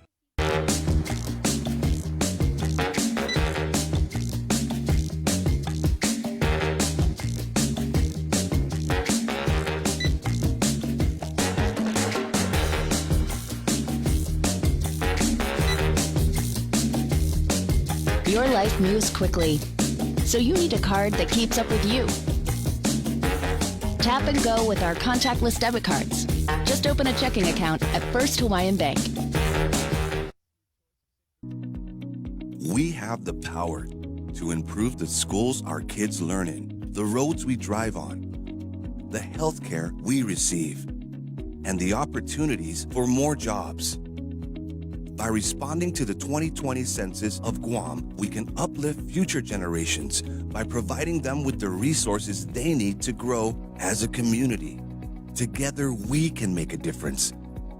Respond today. If you plan on leaving your house, don't forget your face mask. Along with hand washing and social distancing, wearing face masks can drastically reduce your risk of infection. Many people who catch COVID-19 can be contagious before they even start showing symptoms. The more people who use face masks, the less the virus can be transmitted and fewer individuals are exposed. When we both wear face masks, I protect you, you protect me, and we are both safe. Hafa Day, my name is Zina Cruz Piscina, a registered nurse with the Department of Public Health and Social Services. COVID-19 continues to be a very real threat to Guam. Wearing an appropriate cloth face covering in public is a simple and important way you can protect yourself and others on our island. During a pandemic, no single action will stop the spread of the virus. Wash your hands often with soap and water and stay 6 feet away from others. Prevention saves lives. For more information, please call 311 or check out our website at www.dphss.guam.gov.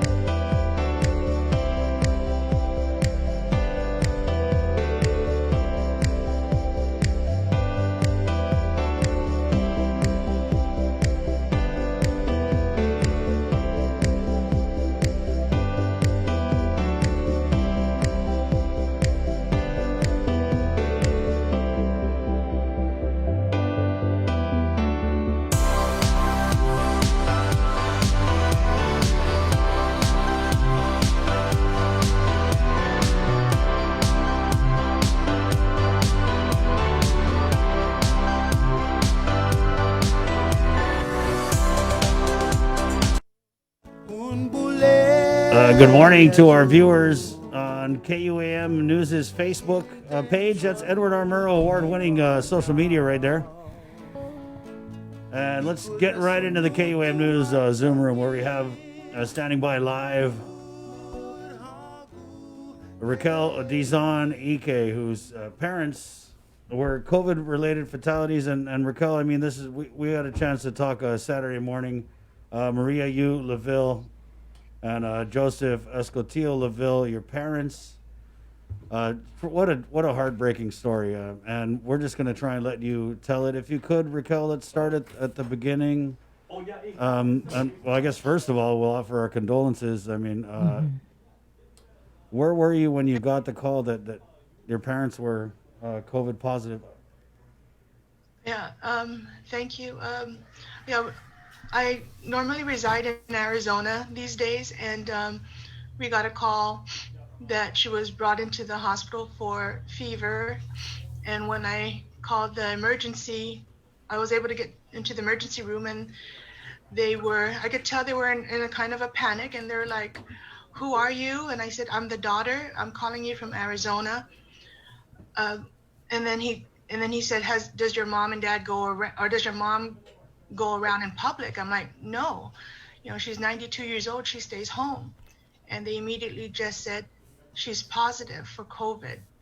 And that, that shook me up. I called the rest of the siblings in a joint call, and then we quickly tried to figure out how we could get to Guam. We've been watching the news since March, since most of the mainland was already on lockdown or beginning procedures for lockdown. So we waited. I was due for another trip home. I was with them on Guam last year, back and forth for about 5 months. I immediately, I knew, I said the best chances for me to try to get to them was to test myself. I did that entire week, and I wouldn't get on the plane until I had my test results in hand. I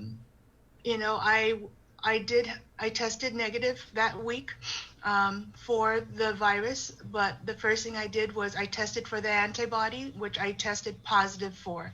So my family and I in Arizona had caught it in June, had fully recovered without hospitalization.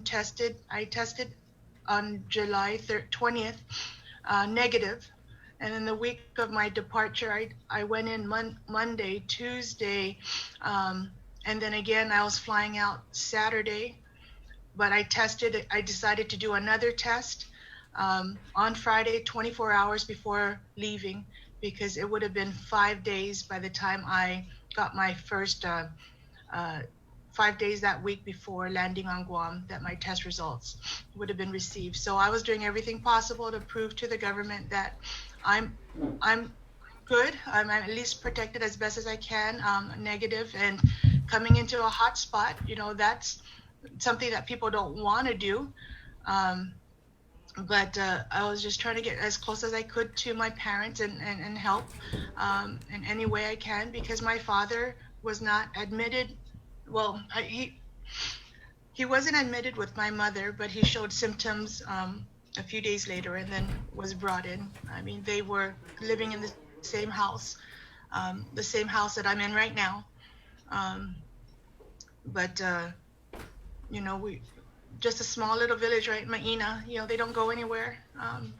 It had to have been brought into the home, a good intended visitor, perhaps. It was, GMH was doing the best they can to keep the relationship going and the information flowing.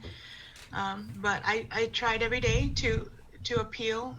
I sent in my application for an emergency hardship the day before I flew, complete with all documents. The only test that was not received yet on that packet was the one I did 24 hours prior. So that result was sent via email, which was, by the time I landed in Hawaii, it showed me negative again. And I talked to several people in public health. to the guard, to any friends that we had that could help or knew somebody to get our information in front of. But I filled out the paperwork at the airport, put my home address. No one was in the house. They crossed it out and put Dusit, and then bust us over and put us in, or put me in.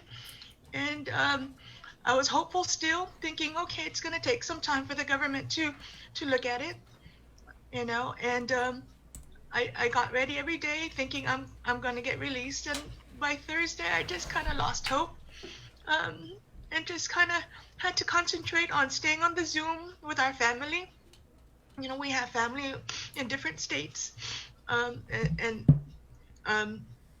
trying to get the information and share it at the same time, and it was the quarantine, like you said, Dr. Shea, is inhumane. And I thought, I'm a mature person, life experience, education, whatever, I can handle this. But I think when we got the news that my father passed on 9/11, I was just shaking. I was cold.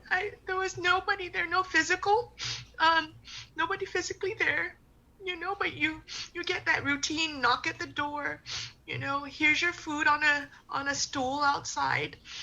It's like a dog in a way. I mean, that's a bad comparison, but it was so trained. They tell us if you don't open the door within 3 knocks, they'll come in. And so I would run for the door, and it was just so trained within that period.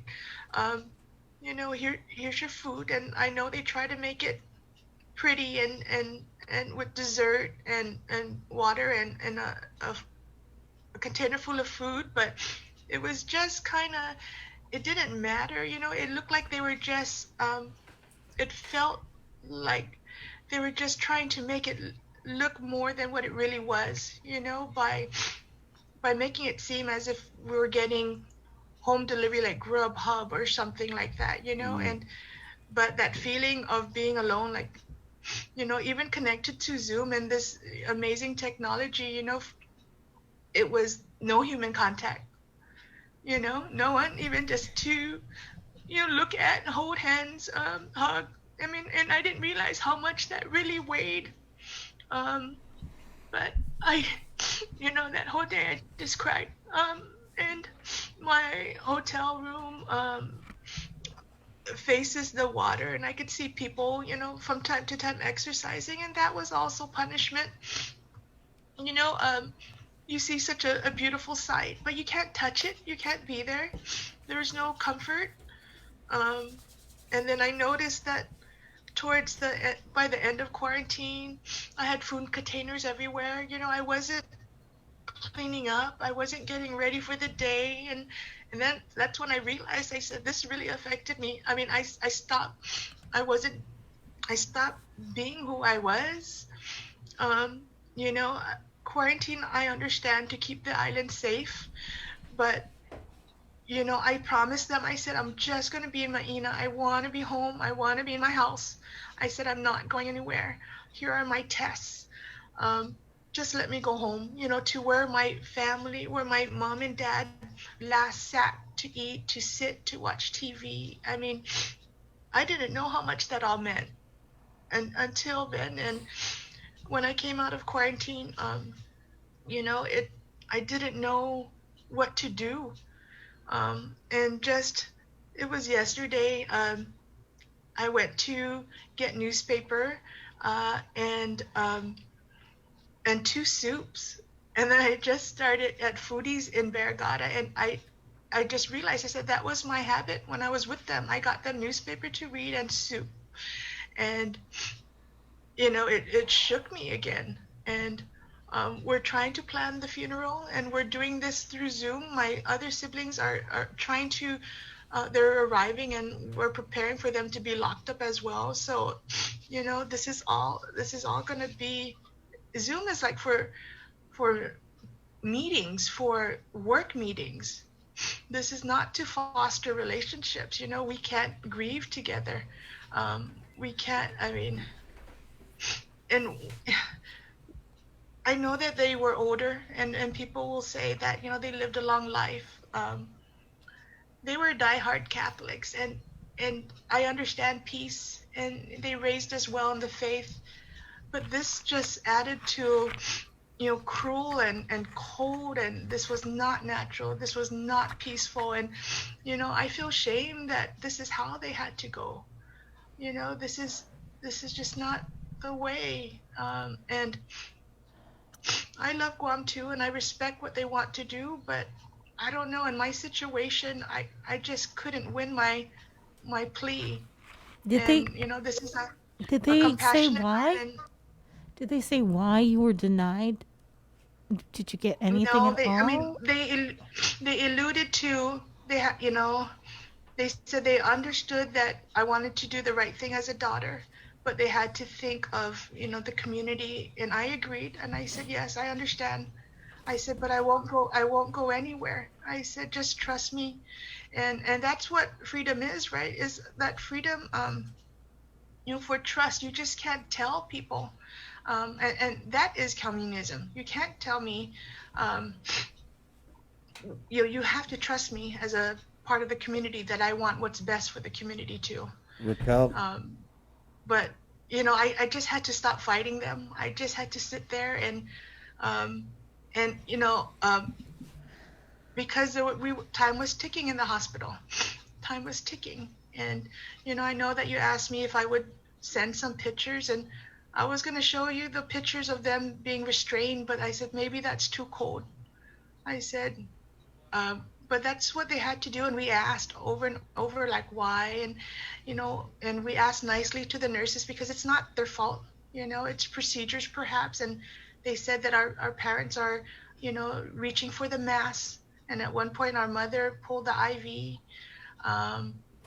but they couldn't communicate well, and they're masked, they have oxygen, and the nurses and doctors have oxygens, and even to the second and the minute that last nurse came to check the vitals, we were on Zoom, for at least 36 hours, well, not the whole time, because they had to charge the iPad, and I said, can you please charge it in there? How we can just plug to the wall, and they said they couldn't, and something perhaps with electrical, with things in the air. I said, okay, but I said, do you have an extra one so you could just swap it out?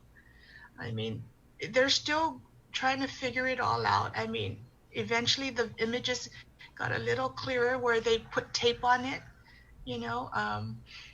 they tape the bag so it's tighter, but those last couple seconds, we see the nurse grabbing my mother's pulse. He's waving at us. He's trying to talk through his mask, through the covered iPad, and then he wrote on a note and pen, and we're like, we can't see it, I mean, you got to write it in perhaps magic marker on a whiteboard or something, and we could tell by his frantic movements. I was like, okay, this is it, and but it was so hard to see. I mean, so hard to see and to feel. I mean, you don't really realize how you feel, having a screen between you. If they died, different circumstances, and not COVID and not quarantine, then maybe we'll have a little bit more peace. But even still yet, I'm still secluded. I'm still, my family arrived as fast as they could. There's a lot of sacrifices, and I appreciate it that they came this way knowing that they'll possibly be locked up. And the same with my other relatives. They're boarding the plane tomorrow. Today is actually my father's birthday, so it's kind of, I couldn't sleep last night. I haven't gone into too much of their spaces in their house. I'm sitting here at the kitchen table, and I slept on the chair in anticipation for this interview. But today he would have been 96, and I just thought he deserved better. After his life of struggle and making a life here and building the home and the family. He built this home with his bare hands.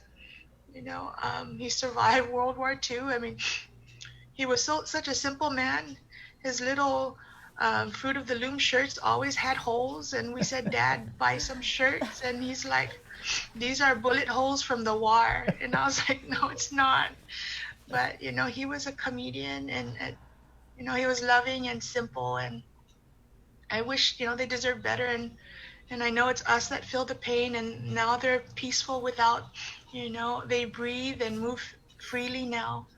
But I think for us living is to know that that's the way they went. Is hard. And, and to add to what Dr. Shea was saying, my lab tests were from 3 different clinics. And so I tried to weigh those, I was like, okay, not false negatives, 3 different places, Raquel, how soon after your father's passing were you released from quarantine? Did they make you do the whole 14 days? I had to do the whole 14 days. Yeah. So, I mean, I'm still lost with the days. I don't even know how long I've been out. I have to actually look at a calendar. I came in on August 30th and then got out September 13. And even then, I didn't know I could come out. I called on a Thursday, a Friday, a Saturday, and they kept saying, someone's going to call you. And then on Sunday, I packed, which is a 13, and I said, how do I leave? Do I just walk out? And they're like, no, a guard's coming. I said, so when? They're like, oh, you have to wait because there's a lot of you. And I was like, oh. And then I've gotten previous information. I said, you have to wait the full 24 hours. So I arrived in the hotel about 10:30, 11 o'clock at night. So they said that I had to wait then to finish that full day. Then they said I could leave at 4:30. Then they said I could leave at 9 a.m. And then what ended it being is I was really, someone came to get me at 3:30. Raquel. So, I mean, yeah, it was hard. When we touched base Saturday, you had told us that your mom passed while you guys were saying the rosary for your dad. Yeah. And there was a power outage in Maina as well. So we were getting ready, gathering. So we had my father's rosary going. And so, we're talking amongst ourselves, and we're doing this through Zoom. So we're looking at the slides, and we're telling all the nephews and the siblings, like, okay, we're switching now grandpa's name for grandma, so we're using the same prayer slides, and we're like having to, say grandma. And like I said, they were devout Catholics, and we're like, well, our mom did this, she waited, those 7 days to give us some time to kind of get ready. Dad's was a shock, like, okay, here it is. They fought hard at GMH. They were there, longer than most of the younger people that come in and pass away. We saw my dad improve at one point, ask for water. We saw him eat, and we were so optimistic, like he's going to make it. But then we realized, looking back, that was his last chance. He was trying, because he looked out after our mother, and he was always afraid, like, who would be with her. They were inseparable, and every morning, he'll make coffee for her, and he walks with a cane, and he always thought of her first, but he didn't make it. He went first, and 7 days exactly we had. And so my older sister's like, Mom, you did it. Now we're going to pray for 18 days instead of the 9-day rosaries. You're getting us to pray more. We're trying to make light of it. But when I looked at yesterday, it's like, actually, it's connected by 1 day. That 8th day of my father's rosary is the first day of my mother's. So it's a continuous still yet. So I still think that was a sign from them. And with the power going out in Maina, I talked to our neighbors, and she's like, oh, that was your mother, wasn't it? I said, yeah. I said she had to let everybody know, to the. That's how I see it. I'm so superstitious.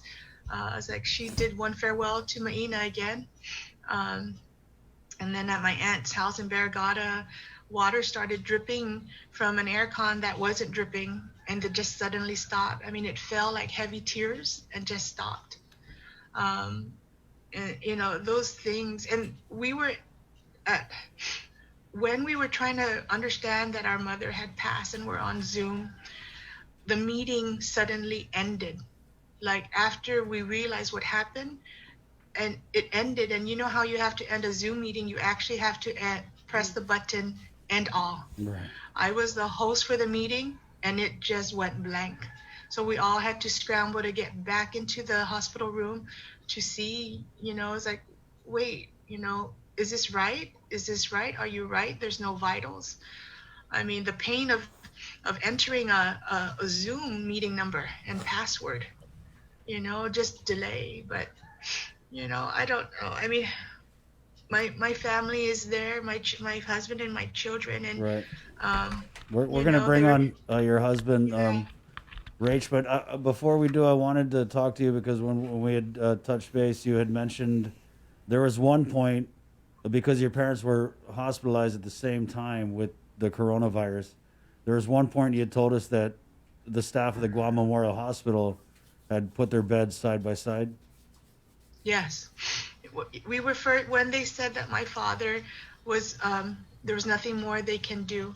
My sister asked if they could release him to Maina to die here with somebody, with him, to pass with him. And when that was also denied, we asked, can you at least put them together? And they did so. And, we have to remember that those employees too are people from Guam. So they have, their emotions and cultures are ours. And they did it.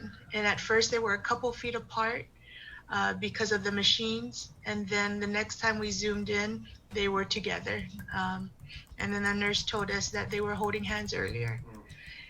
They look for each other every morning when they wake up, when they eat, when they sleep, when they go to the bathroom, every time. I mean, my father, I used to take him to Kmart, he'll get on that scooter and disappear to go get snacks. And my mom is just like looking for him, like, where's your dad? I said, we'll find him, and, his little, wheelchair automated cart thingy, that they have there would be filled with like champolado and chips and cookies. He's not diabetic or anything, but those are, that's what he loved. Our routine was Denny's, King's, Shirley's, the old people stuff. They want to see other people and they want to get a free newspaper.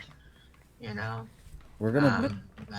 Raquel, so none of your siblings, nobody here, they live on Guam?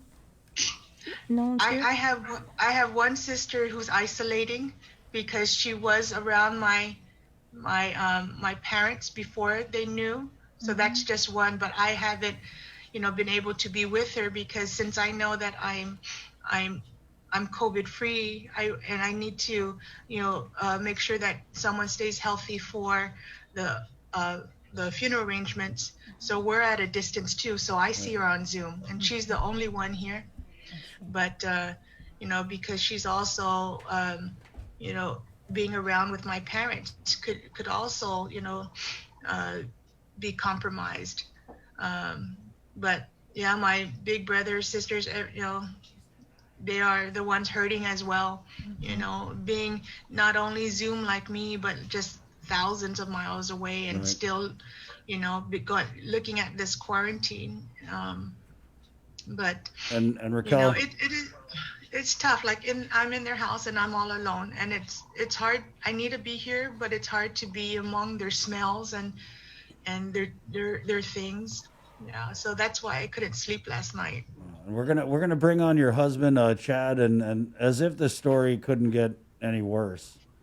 Chad is currently in a government of Guam quarantine facility with your parents' 5 grandchildren, right? and they're being held in a government mandated quarantine for 14 days.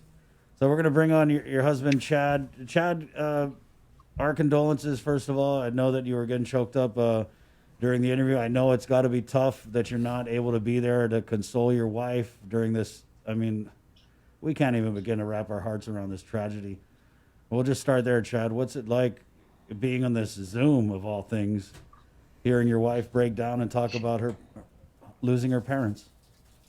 Yeah, it's tough, emotional, to not be able to be there for your wife, to see your kids hurt and not be there to get the comfort of their mother. But, trusting God and through his strength, I know we'll get through it. So, How long have you been in quarantine, Chad? what is this now? Day 6, I think. We got here, we arrived Wednesday night. The 16th. Starting from that day. So I guess if you count Wednesday, it'll be day 6. Did you also apply to be released early? Yes, we filled out, all the necessary emergency early release paperwork. And like my wife, they have a line on there that says where you're going to quarantine. And I asked, okay, well, let me, put the Maina address. And I'm like, well, I have to ask my wife because I never remember the address. And if in Maina, everybody goes directions about coconut trees and broken cars in the Maina church to get there. So, and they told us that, oh no, don't fill that out, leave that blank. We're going to fill that in. So, it really wasn't much of a choice. You pretty much just kind of get cattled along and, just like a herd and follow orders and directions. And the next thing you know, you're on a yellow school bus and on the way to a place that, you're not familiar with. Did you have to sign a form, like a voluntary quarantine or an involuntary quarantine, or advised of any sort of rights that you had that you could petition the court? No, not at all. As far as, we were reading a lot of the things about, how the lack of information was provided to the incoming, the people on planes about their, ability to appeal or, do all of that. And I see that, there's been a few people that have been successful with the due process aspect of, being able to argue that aspect. You're really not given a choice. You really feel the pressure and the force of being basically like a prison sentence. You really don't have much of a choice. And it's kind of one of those things. I'm the only adult with my 3, my 3 older ones are above 18, but, they're still my children. So if I was to say, no, I don't want to do this or cause a ruckus, what's going to happen, right? Are they going to arrest dad and throw him in a real prison or, how does that go about? So, you kind of feel the pressures of it. And in the situation that we were in, we were not here for vacation. As much as we love Guam, we would love to. We came under different circumstances than most people. A lot of people are either coming back from work or maybe school or maybe there might be a select few. I know both Rogue and Trevin was on coming from their UFC fight. So, that's their work. But, we're in a different situation. And it's not often that you have, two parents, 2 loved ones pass away within a week. So we were hoping that they would be more considerate. It's criminal. Raquel, it's criminal what they've done to you. So the first cut, you're sitting in this quarantine. Your father passes. You lose that. Now your husband's locked up with your boys.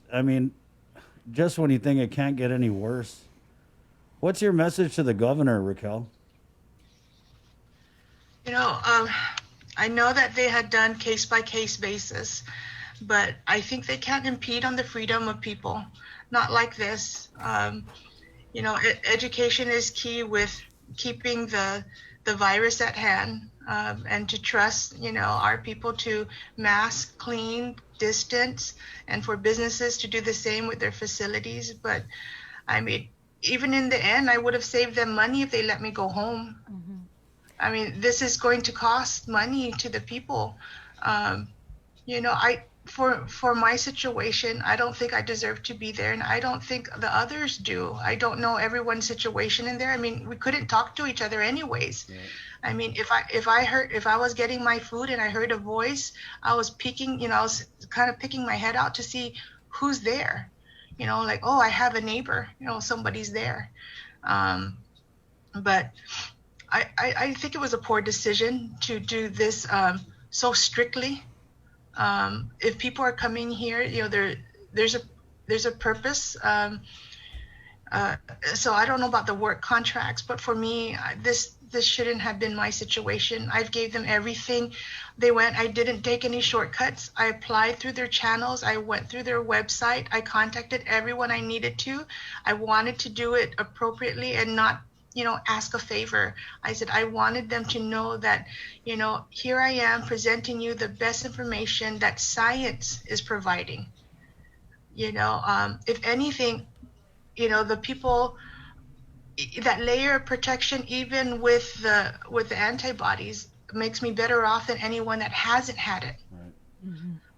Hey, Chris, can I share some stats? Of course, yeah.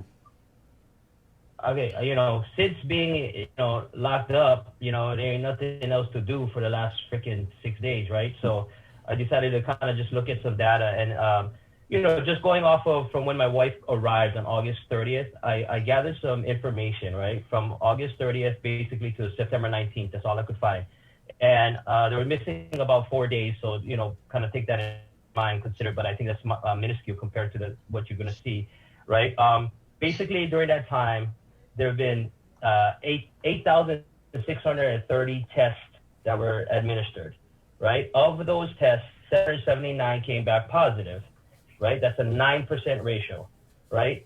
Of those tests, 12 travel-related positives came out of there. Now, I'm not too sure if that's residents returning or non-resident visitors like ourselves coming back, but 12, okay? That's 1.5% of the total positive cases that came back positive. Now, if you do the numbers out of the 8,630 tests given, it's 0.14% of the travelers that tested positive. So that means 767 people are out there in the community itself, all right, walking around or maybe somewhere in isolation and whatnot. But according to what I could find, there was about an estimate of $51,000 a day that the government was going to spend, right, in this whole thing, this whole quarantine thing. $51,000 a day. We've been in jail basically for like 20 days already, whatever. That's over $1 million that have been spent during that time, right? And that quarantine went on from August 21st, according to what I found. So I'm saying, like, it's crazy that they're spending this money, but there's only a 0.014% of the tests that are positive coming from travelers.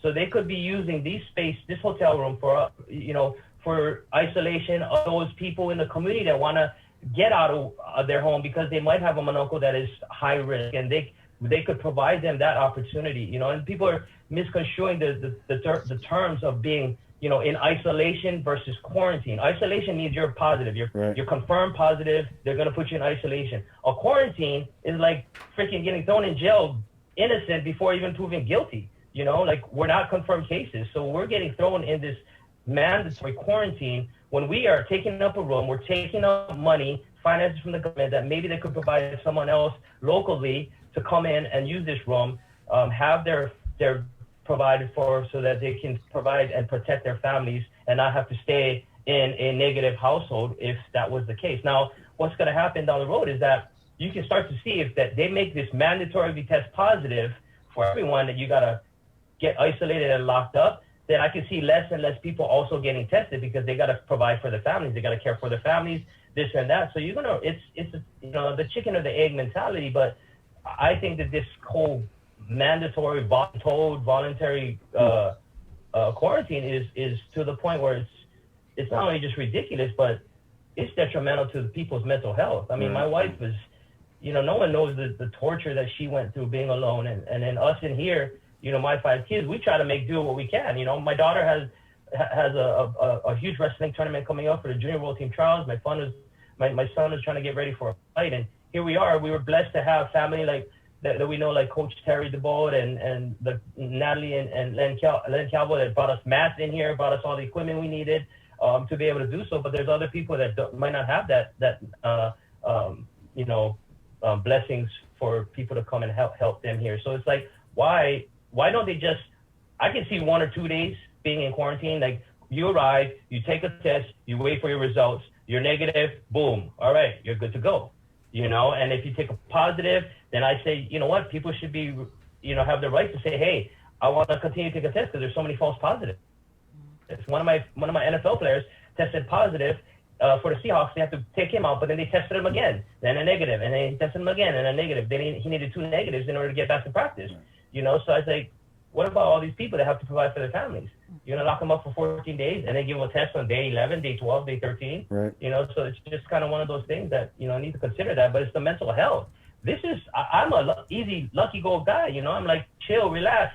But I've never felt so stressed in my life being locked up in here. And I'm like, what happens if you have somebody who has anxiety, someone who has depression, right, and you force them to come in here? I'm on the 20th floor. Let me tell you, that's a long freaking way down. You know what I'm saying? So who's going to be liable if somebody decides to play Superman freaking, and try to fly, because they're depressed or because they're stressed? Who's going to be liable for that? So things like that, they have to kind of look at, consider. It's like, these statistics show that the quarantine isn't really truly that necessary. The testing is, test us. I have no problem testing us. I have no problem staying, 2 days. I mean, heck, not enough. I feel bad for the people here because I get on the phone with them and I'm usually a very nice, polite person and respectful, but I'm frustrated. So I tell the people on the other end, I say, listen, I'm sorry. It's not you. It's the system. It's the protocols that we have to follow. But, I might be a little rude on the phone because I'm frustrated, I'm this is a beautiful hotel. I've never stayed in a hotel in Guam because we always stay in Maina with family. Mm-hmm. But this is not the way I want to come to spend my time in a hotel. Like, this is a bad experience. I mean, we try to find positive things out of everything, but this is a really bad negative experience, and we're trying our best, though. Chad, I can hear the frustration in your voice. You said you're here with your kids. Your kids they're teenagers. Are they also in the same room with you? And how are they feeling? Yeah, we have 3 adults. Our oldest is 22, then 20, and then 19, and then we have a 15-year-old and a 12-year-old. So we have 2 adjoining rooms. So luckily that they put us like that. But my kids are strong mentally. I mean, they're tough. They've all lived and were raised by us and coming with an elite mindset of warriors and things like that. But even for them, they see their mom crying on the Zoom. And to see grandma and grandpa pass is emotional. We understand that, with the COVID, no one was allowed in the hospital, but they took away that moment with their mom and dad. With their mom, they took away their moment with the person that brought them life into this world. And she's their everything. And for them not to be able to, hold her and kiss her and comfort her and vice versa, you can never get that motherly love from anybody else but their mom. I can't provide that for them. Raquel, I want to ask you, Raquel, when we talk about inconsistencies that Dr. Shea had mentioned, the whole policy for exempting people from quarantine, I just can't make sense of it because we have a pretend farmer like Marcel Camacho who doesn't even have crops and is getting off on an essential farmer thing. And we've got other people who have got off, but here we have you. Coming back to Guam, you're losing your father while you're in quarantine. I just can't make sense of or rhyme or reason of why one person gets to walk free and other people are just stuck in there in a situation that you're in. Yeah, and I really thought, I had a good case and I presented it as best as I could. I even had legal court papers showing guardianship, and then I had my test results. I had doctor's letters. We were trying to both appeal by compassion but also through the system. But, when I would hear that someone did come out, and I'm thinking maybe they presented it better. I don't know. I don't know how they could and I couldn't. But it was hard. I had to surrender, and that wasn't a good feeling, because I thought it was wrong. But I had to grieve as well. So I had to choose one emotion, and I had to first, deal with the grievance, and then also the possibility of my mother following my father, and you always want to have hope, but in the end, they both passed.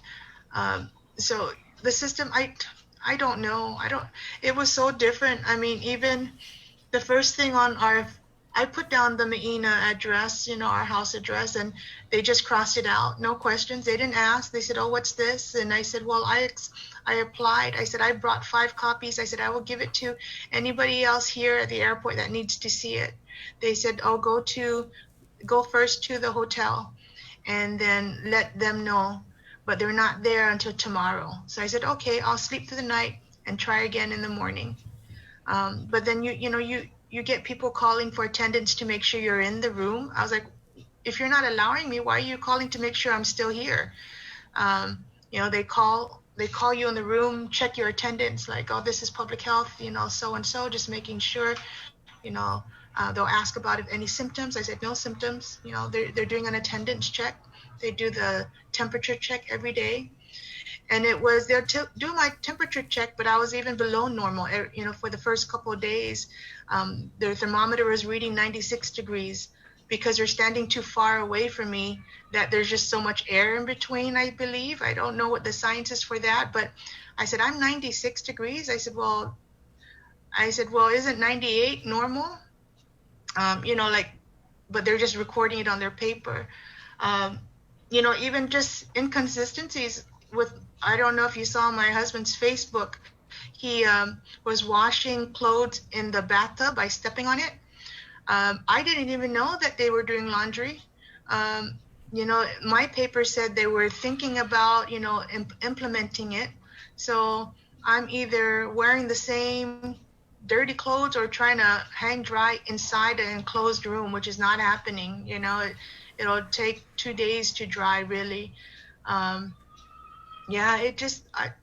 don't know what their system was. I had one piece of paper that was a Xerox of a Xerox of a Xerox of a Xerox. So I had to I had to try really hard to read the rules, and I kept reading it to make sure. I was like, do I know what it is? Even down to trash collection, what's the procedures? I didn't even know, other than, I didn't even know how to exit. I didn't know how even the quarantine ended or would end, and the poor soldiers there, they don't know either. They've got to check with somebody, to check with somebody, to check with somebody. Then I got confused. I said, when did Guam start doing this? When did they do the mandatory off the plane straight into the hotel? I don't know. Perhaps you guys have the answer when they first did it, because, even they give you a paper and you have to sign it. Right? You have to sign it. There was no choice, or else I wouldn't be able to get out of the airport. And if I couldn't get out of the airport, I couldn't continue my appeal. So I had to go to the hotel so I could continue and with my appeal. I want to say this. It started over a month ago when we went back into PCOR 1, but again, things change with the quarantine, so I really can't say 100% for sure, but I want to say it is about a month ago when we went into this PCOR 1 and stay-at-home order. But going forward today, Chad, what are you going to do? Are you going to continue to call public health and try and get out of quarantine, you and your children? I mean, I'm not sure what else can be done other than, seeking help from an attorney. Yeah, I mean, one of the big things for us to try to get out as fast as we can is because my 2 younger ones, one just is a freshman in high school and one is a middle school 6th grader, and the internet in here sucks. So, for them to get on and get their work, a lot of times it's a struggle, right? So that was one of the big things I kept telling them. I'm like, look, my kids are going to fall behind in school academically and they're both straight A students. Obviously, they get that from their mom. But for us, we're lucky that we have a lot of people that have been trying and help us and direct us in different avenues and who to contact and who to talk to. And so just yesterday, we were fortunate enough that they finally came by and they actually tested us, So we're hoping today that we can get the results back. And if we're all negative, we're hoping and praying and keeping our fingers crossed and doing all the other good luck charms that we're able to go and be with my wife and stay in Maina. And we told them, even if, when you lose two people that you love dearly to COVID, why would we be foolish enough to jeopardize someone else's life like that? We know the exact things that we went through. Why would we want to have somebody else do that? Now, I understand not everybody thinks that way, and you always have maybe a small minority of the people that are disrespectful and don't follow the rules, but we're not those type of people. And obviously they don't know that, so it's hard to say that, but I'm like, it just doesn't make sense. We just lost two parents, grandparents, great-grandparents to COVID.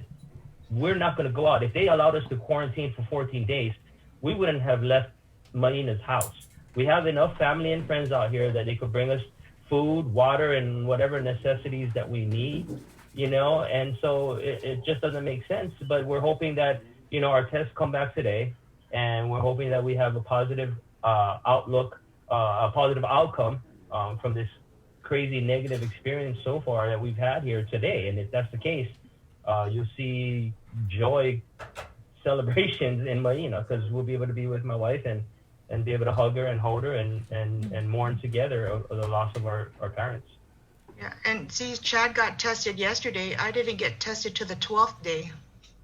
I was like, well, what's the use? I've been here already. I was like, I'm going to have to hang out here for 2 more days. So a 12th day test, even though I'm showing you blood tests and 2 other additional negative tests showing that I don't have the virus in my hand.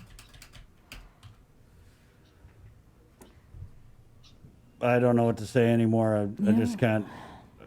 I can't even. And the story that you're sharing with us, the stories that we've heard from other people in quarantine, I think that, and these court decisions are changing things and up. the exceptions. And the exemptions, the very bogus exemptions that have been granted in a lot of cases. I think these are all just breaking down this whole quarantine system. I'm hearing from one of the doctors on the PAG that they're now looking at really implementing a 7-day test out. They've been talking about that, Right. Chris, Yeah. for a while. No, I know.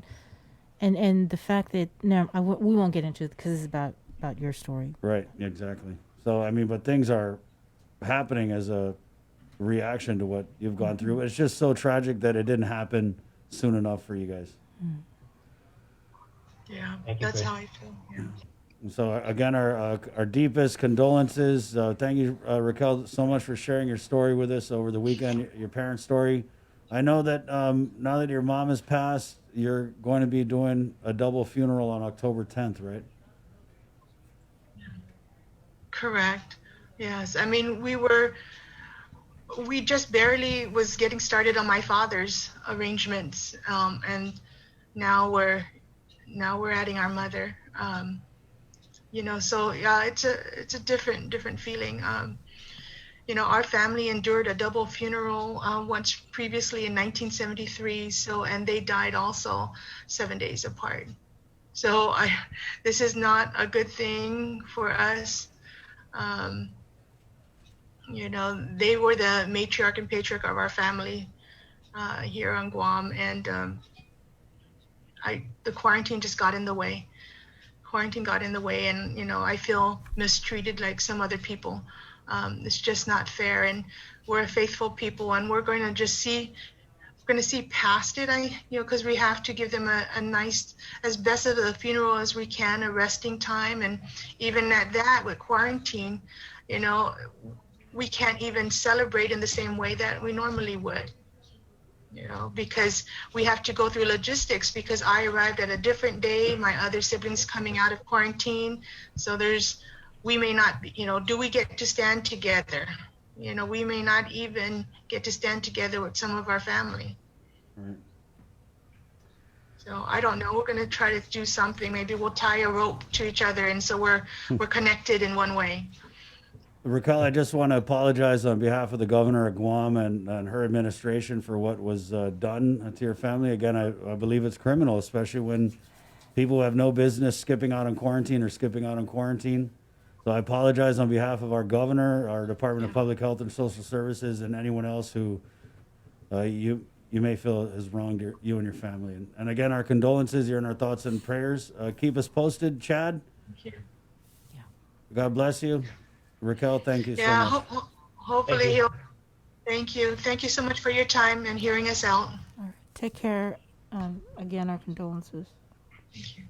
God bless you guys. Thank you. Thank you. Okay, Chad. See you. Thank you. Same Bye, to you. Wash your hands. 8:19.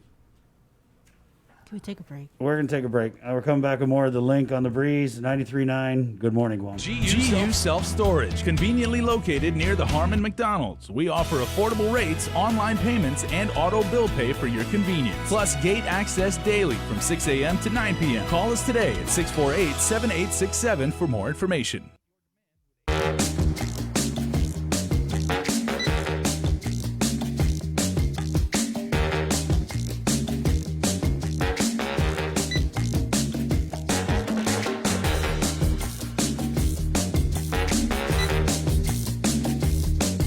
Your life moves quickly, so you need a card that keeps up with you. Tap and go with our contactless debit cards. Just open a checking account at First Hawaiian Bank. Half a day. I'm Dr. Jana Manglonia, Medical Director for Public Health. Wearing a face covering protects you and those around you. We know that COVID-19 can spread by people who are not showing symptoms or are asymptomatic. Because Guam remains at risk for significant community spread transmission, it is a necessary precaution to wear a face covering when in public. Everyone must wear a cloth face covering when they leave home and have it visible at all times and put it on when others are nearby. Face coverings are required for everyone when shopping at stores, seeking health care, and inside the workplace. Covering your face reduces the chance that you will unknowingly infect someone else if you are carrying COVID-19 and have no symptoms. Prevention saves lives. For more information, please call 311 or check out our website at dphss.guam.gov. These are some of the signs that someone is thinking about suicide. Talking about wanting to die, excessive guilt or shame, and feeling like a burden to others. Feeling empty, hopeless, trapped, or having no reason to live. Feeling extremely sad, anxious, agitated, or full of rage with unbearable emotional or physical pain. Other signs include changing behavior, such as making a plan or researching ways to die, withdrawing from friends or saying goodbye, giving away important items or making a will, taking dangerous risks such as driving extremely fast, displaying extreme mood swings, eating or sleeping more or less, and using drugs or alcohol more often. If you or someone you know is showing these warning signs, get help as soon as possible. Call Guam Behavioral Health and Wellness Center's crisis hotline at 647-8833 or 4.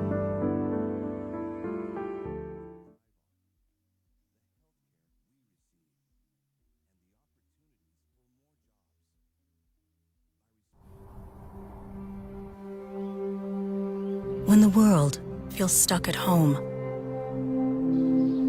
there are people who would love nothing more than to have a home. Disasters don't stop during a pandemic. Together, we continue to give help and hope to those in need. Help now at redcross.org. Small businesses are an important foundation in our island's growing economy. They provide essential goods and services to our community while preserving local traditions and creating new job opportunities. Your responses to the 2020 Census of Guam will help small businesses receive the information they need to thrive for years to come. Respond today. Together, we can make a difference. got your 6. At 6 a.m. with The Link on Breeze 93.9 FM. Bree and I connect you with all the latest news and information you need to know to start your day. Then check back with Guam's news leader at 6 p.m. for the day's top headlines with KUAM News Primetime. From 6 a.m. to 6 p.m. and everything else in between with KUAM Digital, we got your 6.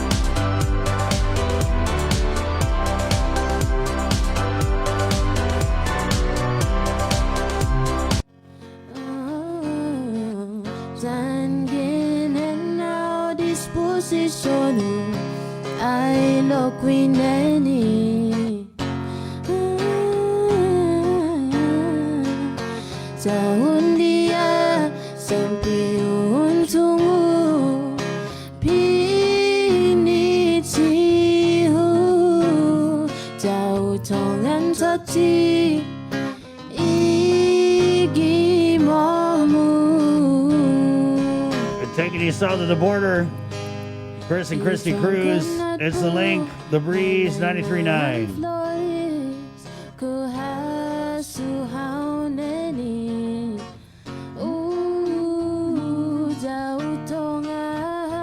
Had some comments about our last interview. Chris, you can't apologize for the governor or anyone else. You can only apologize to someone you've offended. Well,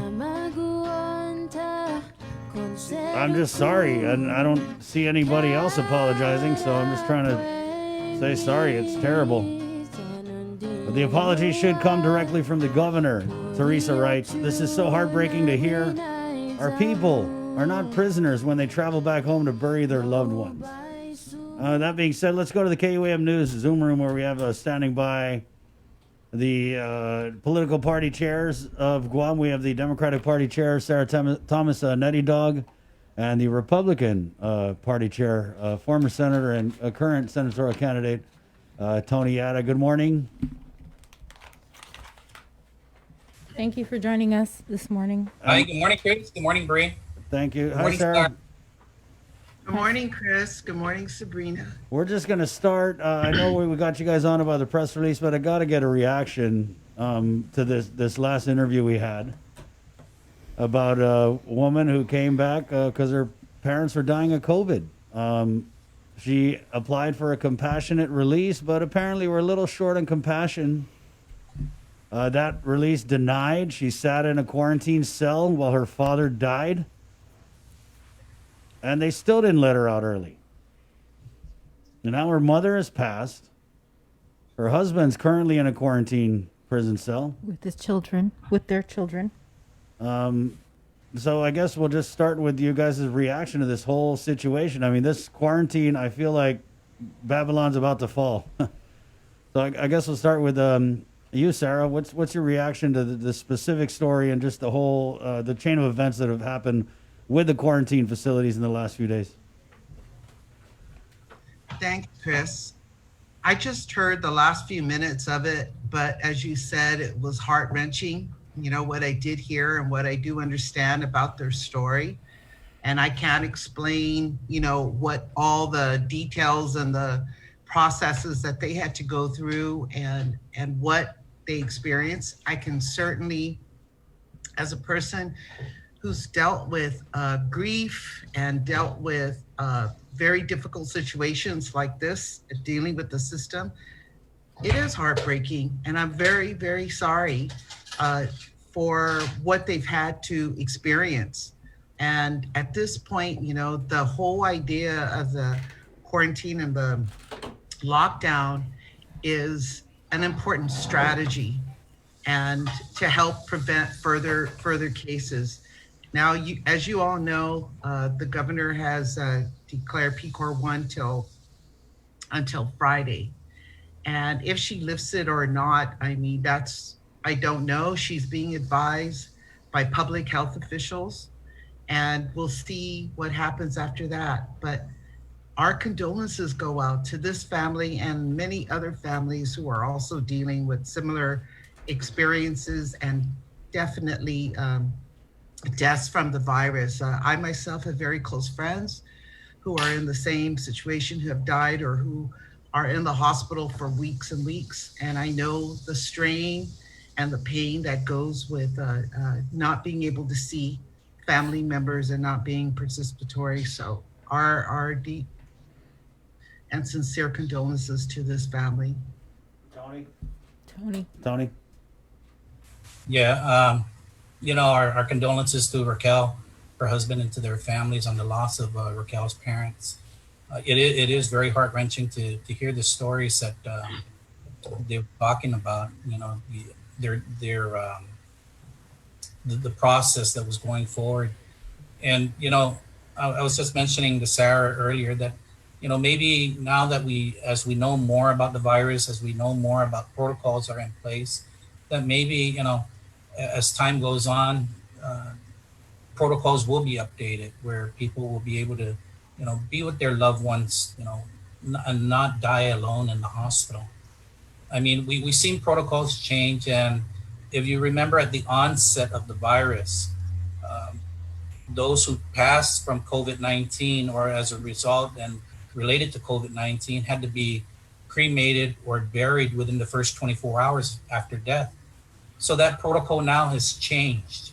So now families are able to grieve and mourn the loss of their loved one by having their body present and not being rushed to mourn their loss.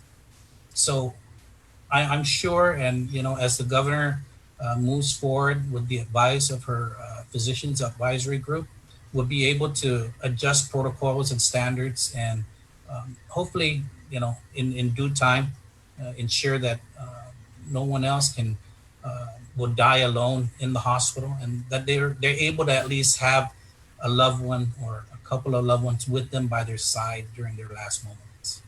But again, these are all fluid decisions that need to be made on a daily basis. And I think as we learn more, we know more, then we'll be able to adjust the protocols as time goes on. But again, our condolences to the families, and our love and prayers are with them. Well, as you said, these protocols are fluid, and I think what in this particular instance,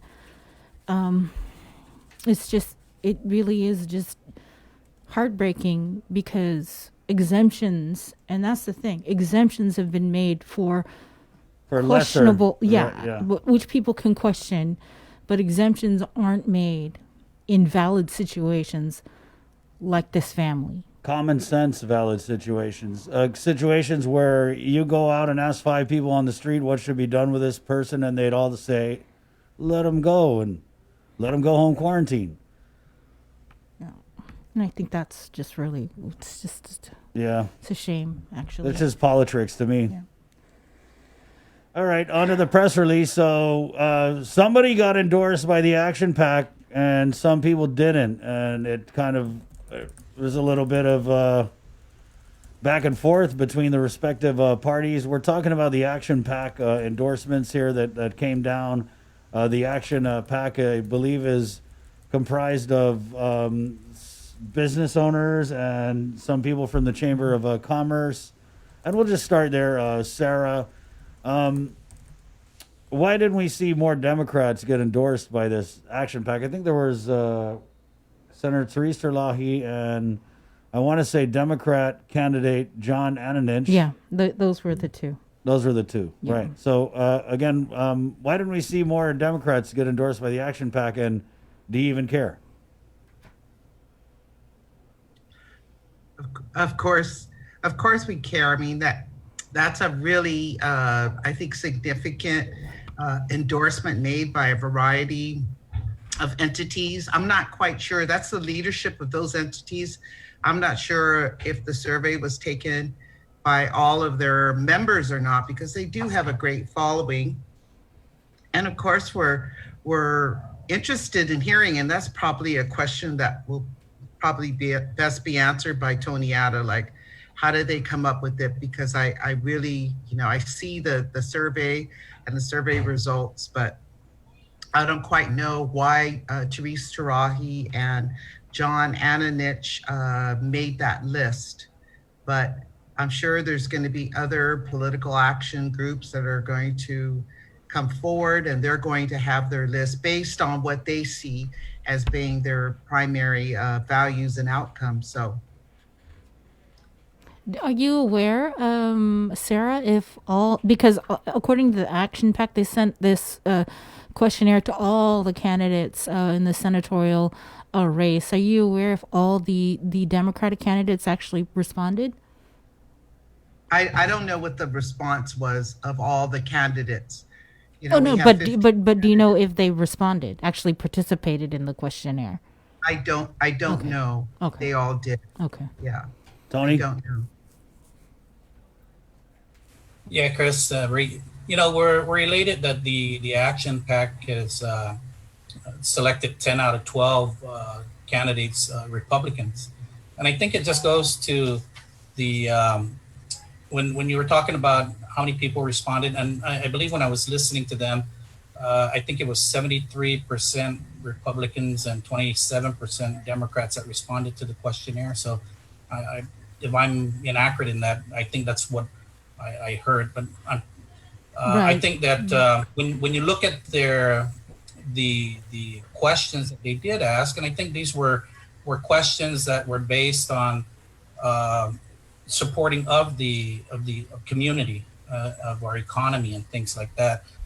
Military buildup, rollback of the BPT from 5 to 4%, more government transparency in all levels, decreasing the size of government.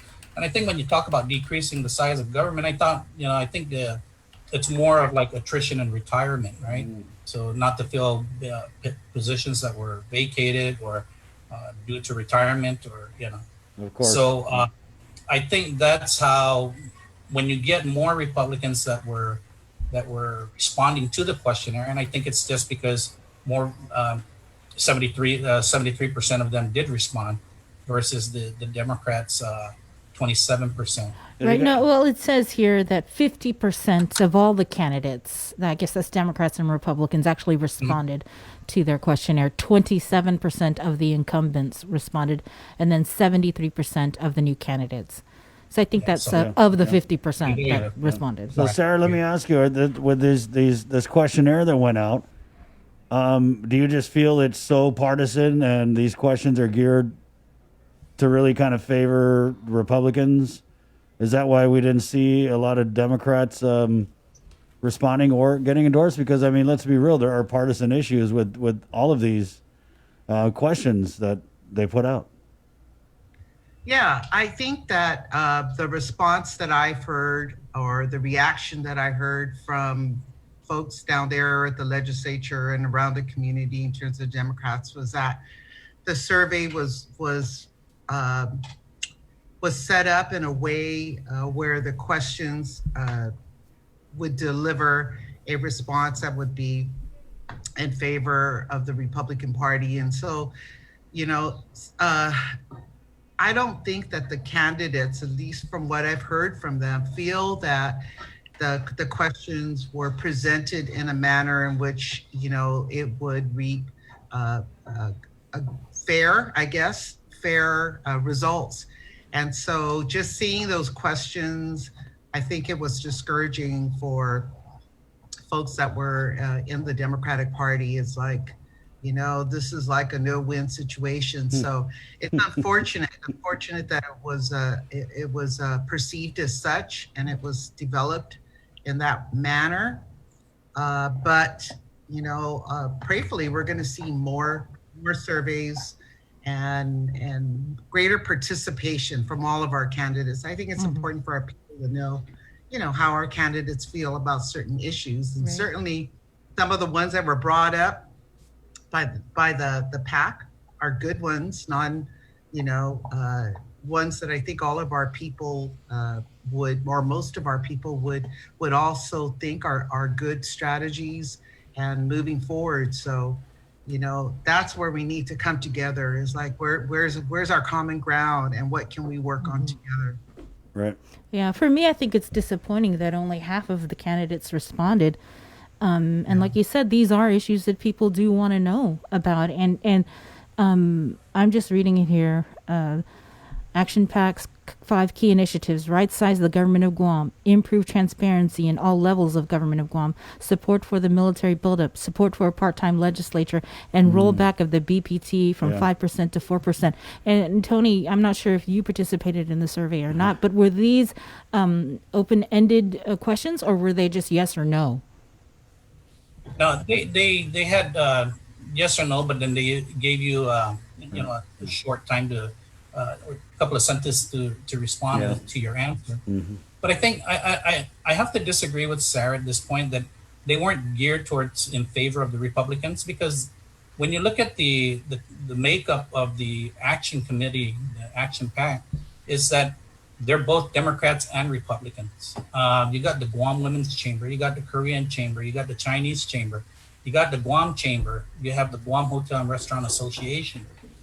And all these entities put together, I'm sure that they're both Democrats and Republicans, and they had a committee that formulated the questions that would be sent out on the survey. So I think with that in mind, the candidates, as they answer these questions, should know that these questions are questions about how we're going to move our government forward, and how we're going to rebuild our economy, how we're going to support our economy, and what are we going to look at for government transparency, and how are we going to improve our livelihoods as the days go on. Because as we know, there's still 35,000 people unemployed, that come the end of the year and the start of January 2021, what is going to happen when the federal assistance starts to runs out or completely stops. So these are things that we need to look at, and I'm sure that both candidates on the Republican and Democrat side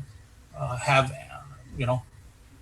their ways of answering the questions. But hopefully, they'll be able to participate. Let me just ask you then, Senator. So, like and we'll just get specific. In the specific case of one of the Democrats that you guys endorsed, because I kind of feel like Ananich will just say whatever he needs to say to get any kind of endorsement. But with Senator Terlahi, was she just so keen on the transparency and the fiscal responsibility issues during this pandemic? Is that what kind of pushed her over the edge for you guys' endorsement? Because I'm not sure her stance on some of the other things, like, well, obviously the military buildup. Which, I mean, asking that question, do you support the military buildup? What kind of question is that?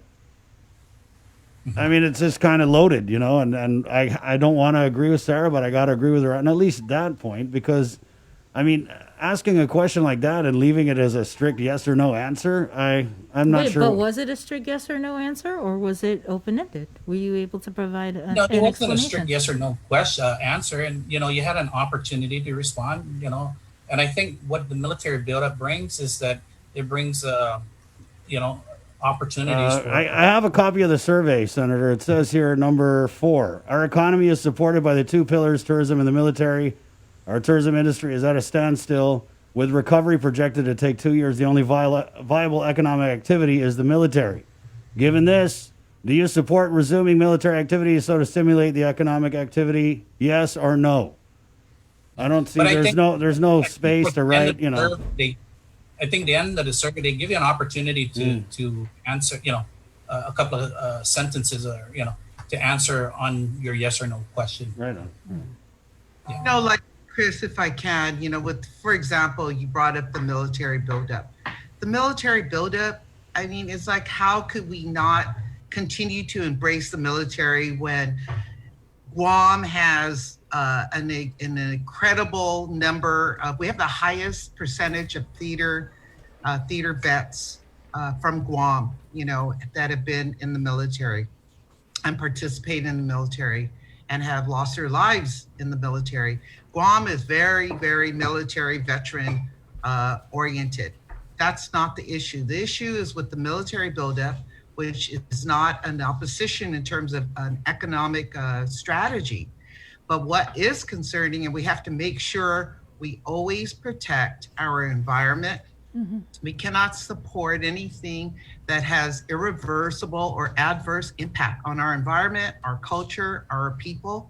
And as long as those negotiations are open and discussed, and it's not a plan that is given to us without our mutual consent, that's a problem. So, to have a yes or no with the military buildup is like, really?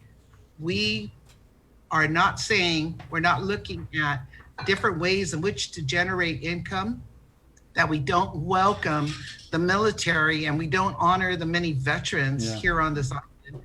It is what is going to be the impact and how are we going to manage that? And that is the critical component that is not out there right now. Right. And I mean, support for the military buildup is already a done deal. The buildup is going to happen. Right. So, and I feel like it's just a way. It's keep an eye on Senator, the progress of the military buildup. I just feel like in that, it just seems like you're trying to paint people as anti-military if they answer that. Why are you saying that, Senator? Is he on the action pack? Oh yeah, sorry, you're not. Well, the action pack, I guess, and that's where it's kind of like muddy with the water. And what Sarah keeps alluding to is that we're going to see other packs. Which is the whole point. Are we going to see other? Probably. What's the organization? Are we going to see like the Democrat version of the action pack? Oh, I don't think the action pack is a. Or right.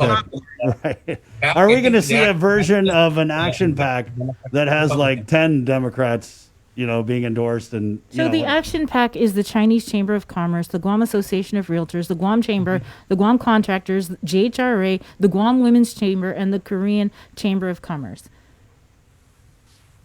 Yeah. Yeah.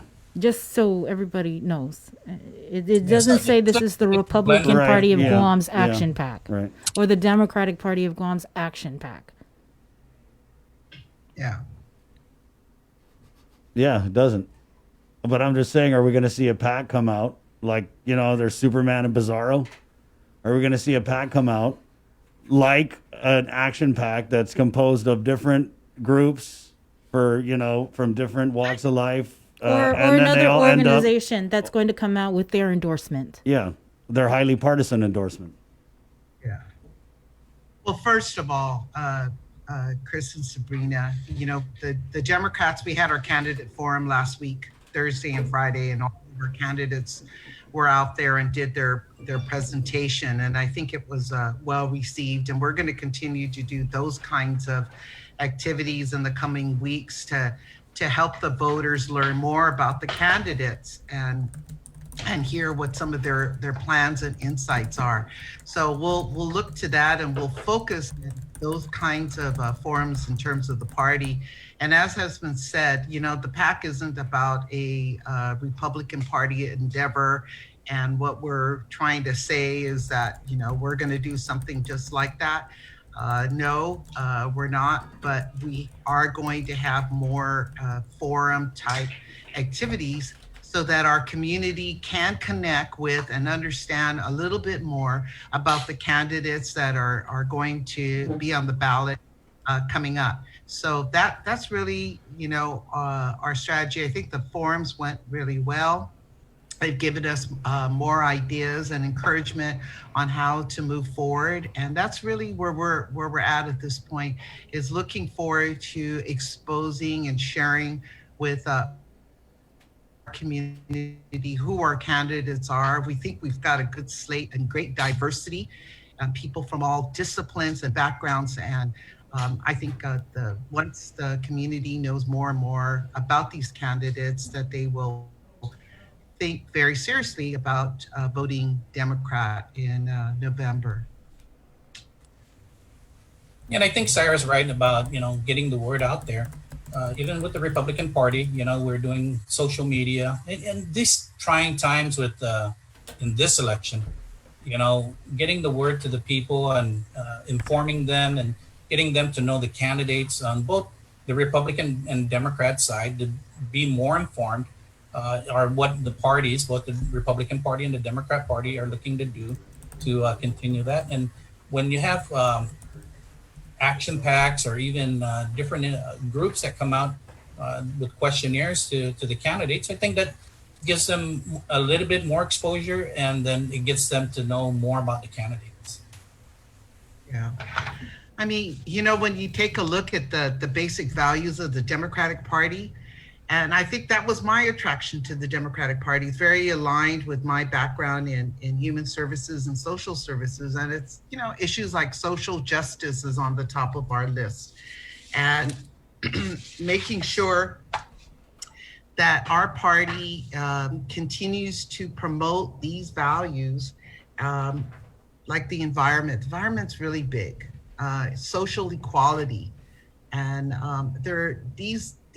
that's our way forward, is taking a look at what we can do to improve upon it. It's a different time, and I know a lot of people are shaken up, and they should be.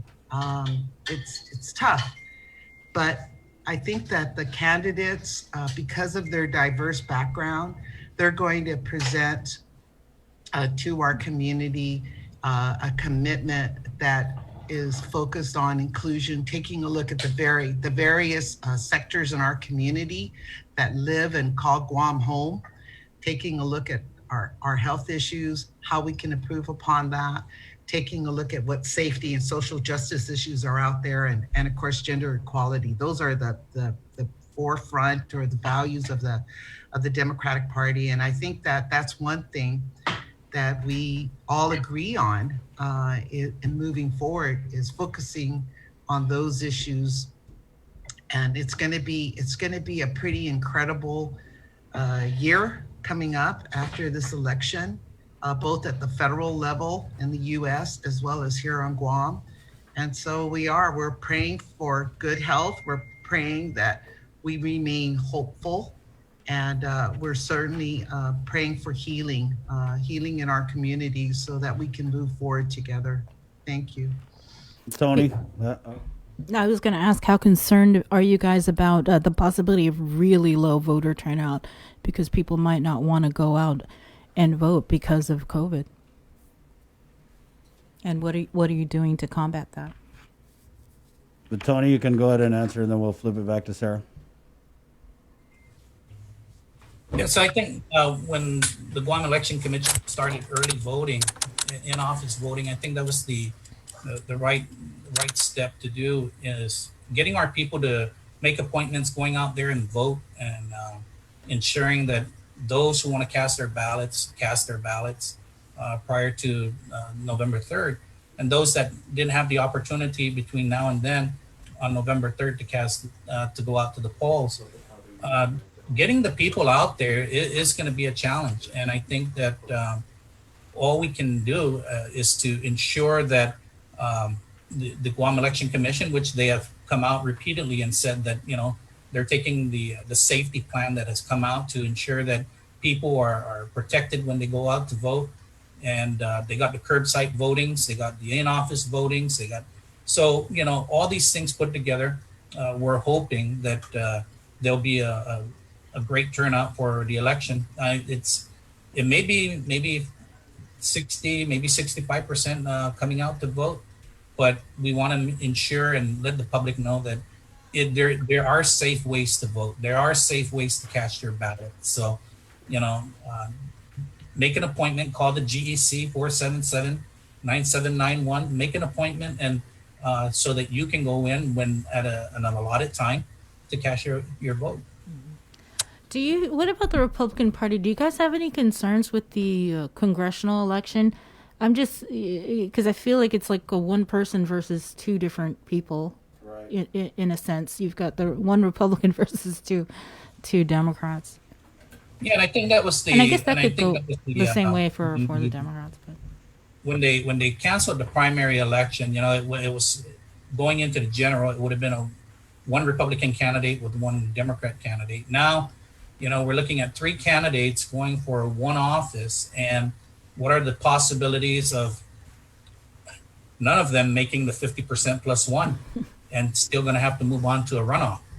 So, it's going to be interesting come election day when they count the ballots and see who gets to be selected between the three candidates moving forward, if there's a runoff or if they are able to garner the 50% plus one on election day. Sarah? Well, going back to the Election Commission, I think that, I've always been so very proud about Guam because we really have a high voter turnout rate. If you take a look at traditionally or historically, Guam has always had a very good voter turnout in comparison to the other states, right? So, we've always been around 50-60%, if not more. And you're right. Right now, that is a worry. And that's really, today is voter registration day nationally, by the way, for those of you that don't know.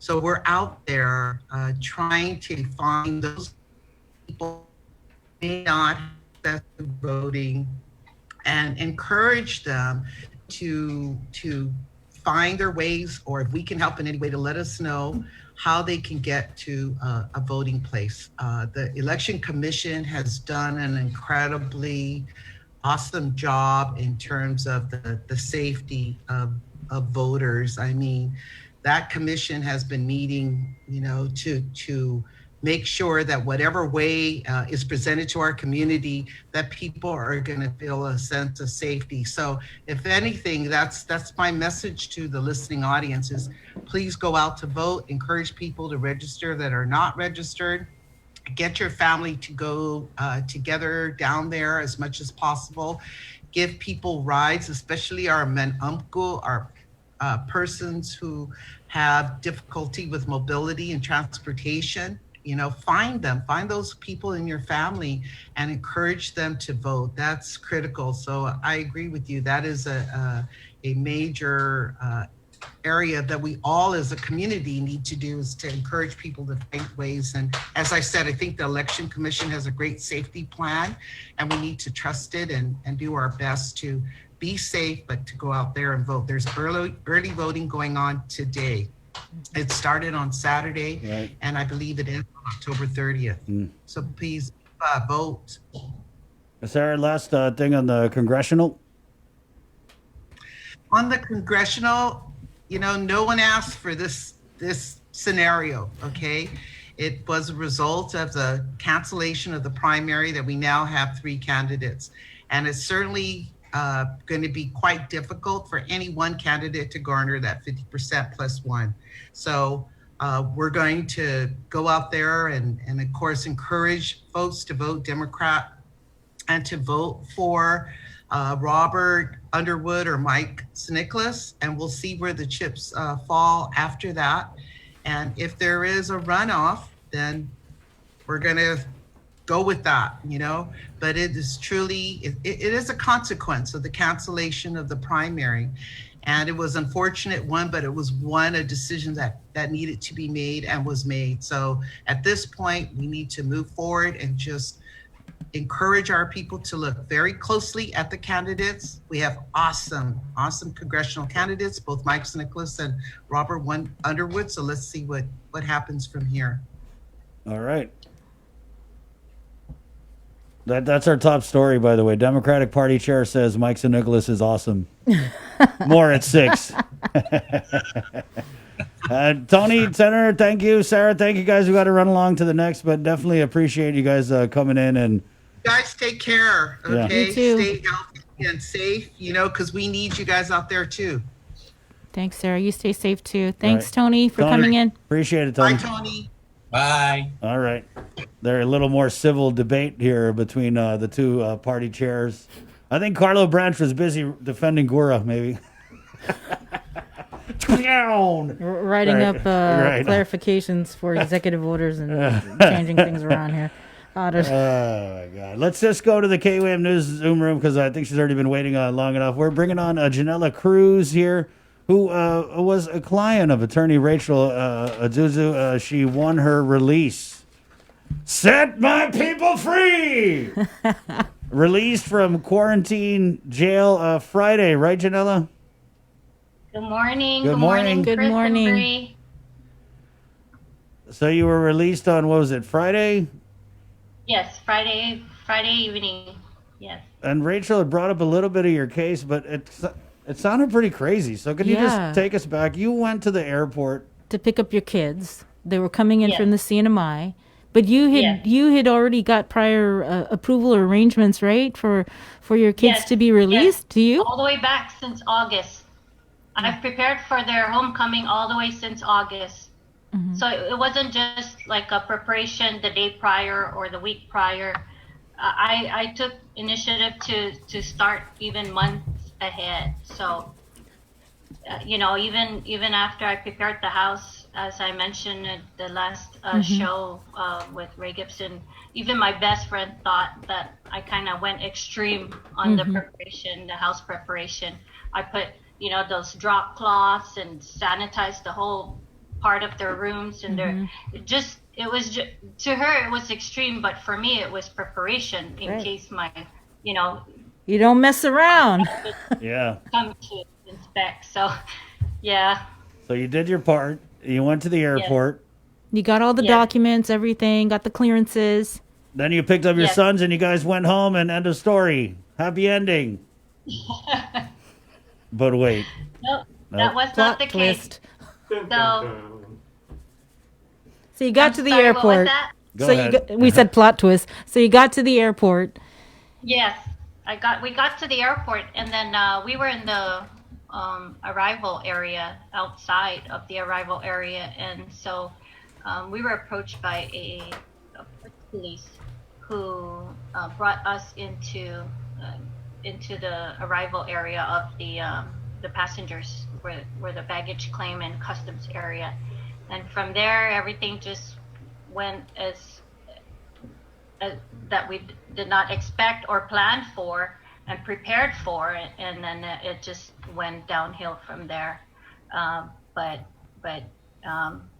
I of course reached out to my attorney Rachel. She's awesome. She's super awesome. And here we are today, which is actually the 14th day. And today I shared with my sons that, today you're free. Happy liberation. But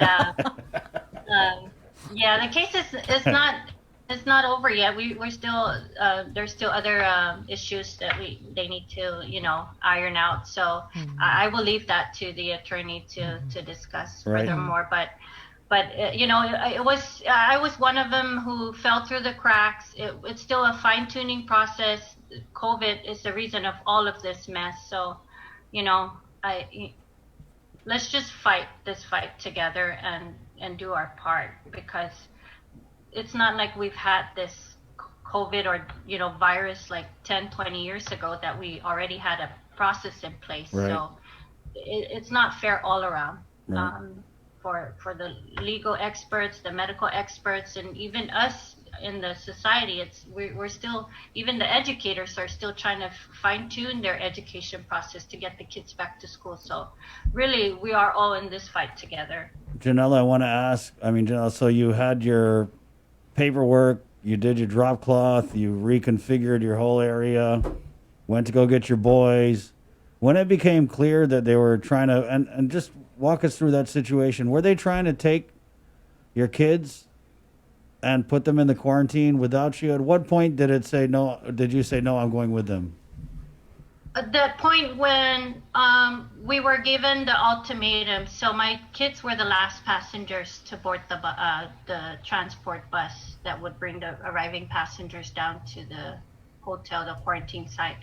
And so it was then that we were given the ultimatum. It's either you or your husband needs to get on the bus with the kids, or they will be placed with strangers. So this was a rock, paper, scissors, or what happens now, you know? Will you give me the time to discuss this with my husband, or you know what option do we have? We even asked the gentleman, can we follow in our own personal vehicle, because we came in our personal vehicle? Can we follow the children in the bus in our personal vehicle down to the quarantine site, and maybe I can speak to somebody else who'll be able to answer my question? But then and there, we were not given that option. It's right now, you need to decide between the two of you who's going to get on the bus, or the kids will be placed with strangers. Oh my God. Did you sign anything? Did you have to sign anything? Or just just get on the bus? No, there was documents later that when I arrived to the quarantine site that I was told that I needed to sign, but as I mentioned, the case is still ongoing, and it's it's still, so I will leave. But yes, I had to sign passengers. I had to sign documents that the passengers signed, and although I wasn't a passenger, I had to sign these documents. So what other choice did I have? Surrender my kids to CPS or strangers, or I'm going to sign these documents and go with my kids, because I will not put my kids in any stranger's care. How old are your kids? I have a 16 and a 14-year-old. I have four sons, Right. and my two middle ones are the ones that came from Saipan. When they said we're going to put your kids with the strangers, how did you not just be like, huh? Yeah. You know, I'm normally that mom, very protective. Like I read in one of the comments, I'd probably be the mother hen and start shuffling. But when you're in an area, so pretty much we went inside the terminal. So now I'm in their house. Yeah. So who am I to act, I'd probably make a fool out of myself if I started to act silly in there and start pick a fight. Then for sure my kids will be taken with CPS, and me and my husband would we would have gotten arrested. So I'm in their house. So what do I do? And because I have sons, I have to be mindful that they learn and they become what they see. And if I was to show that I'm gonna pick a fight in a house that doesn't belong to me, then I'm telling my kids that it's okay. What I'm teaching my kids is, yes, we got violated. My constitution or my rights were violated, but let the legal experts. In my case, my legal expert is, of course, my attorney, Rachel, and so we'll leave it to her to fight this fight for me. So really, I think I would have acted that way if we were outside. I would have been that mother hen and started shuffling away, and I probably threatened, I dare you to stop me, but that wasn't the case. And, like I said, the bigger fight here is the virus. Let's just move forward and fight together and just do our part. We're all still learning in this. So that being said, what role do you think the quarantine does play in fighting the spread of COVID-19? Do you think it has a valid role? I really don't. I don't know what they as that. I would say that would be something that public health would have to respond to. I think what perhaps it's a process that they're trying to do, containment. When there's no movement or whatnot, then the virus has no host, it stops moving around, and then it dies. Maybe, or perhaps that's the process they're trying to do.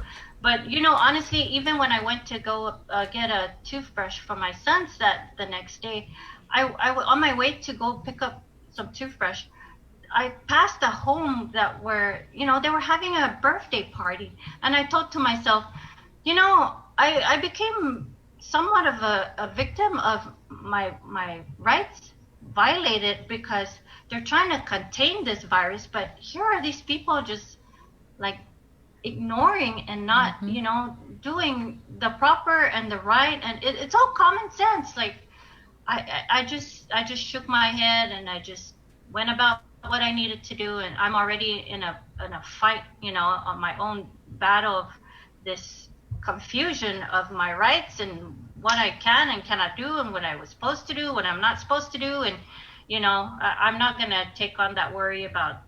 But it just makes sense that if we just move forward and fight this fight together, I think it'll just calm down and then hopefully just go away. But let's leave it to the experts.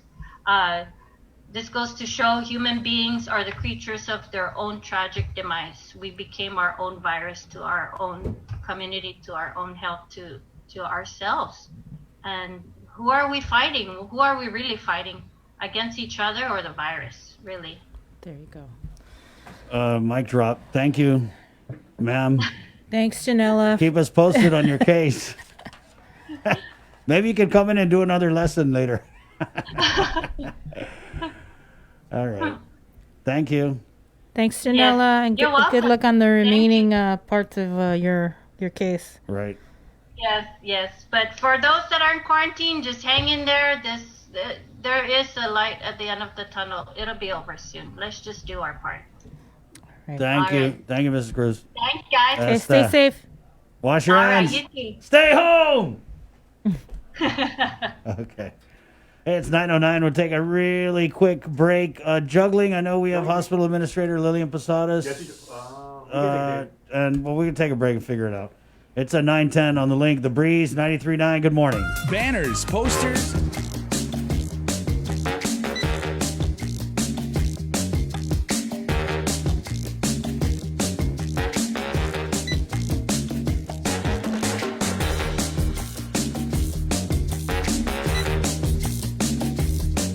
Your life moves quickly, so you need a card that keeps up with you. Tap and go with our contactless debit cards. Just open a checking account at First Hawaiian Bank.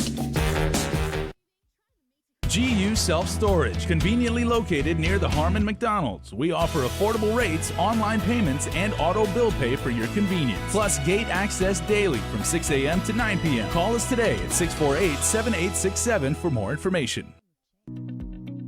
We have the power to improve the schools our kids learn in, the roads we drive on, the healthcare we receive, and the opportunities for more jobs. By responding to the 2020 census of Guam, we can uplift future generations by providing them with the resources they need to grow as a community.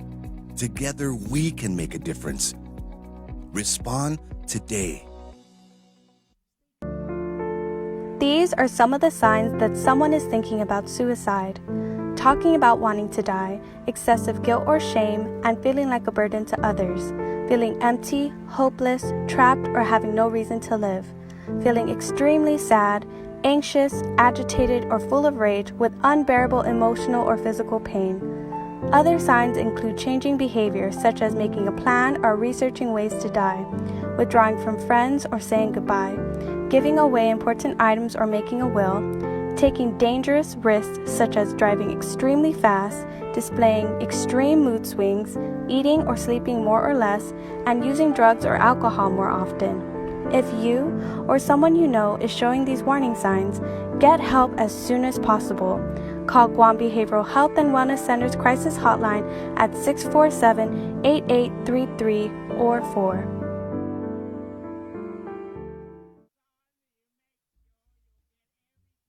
We got your 6. At 6 a.m. with the link on Breeze 93.9 FM. Bree and I connect you with all the latest news and information you need to know to start your day. Then check back with Guam's news leader at 6 p.m. for the day's top headlines with KUAM News Primetime. From 6 a.m. to 6 p.m. and everything else in between with KUAM Digital, we got your 6.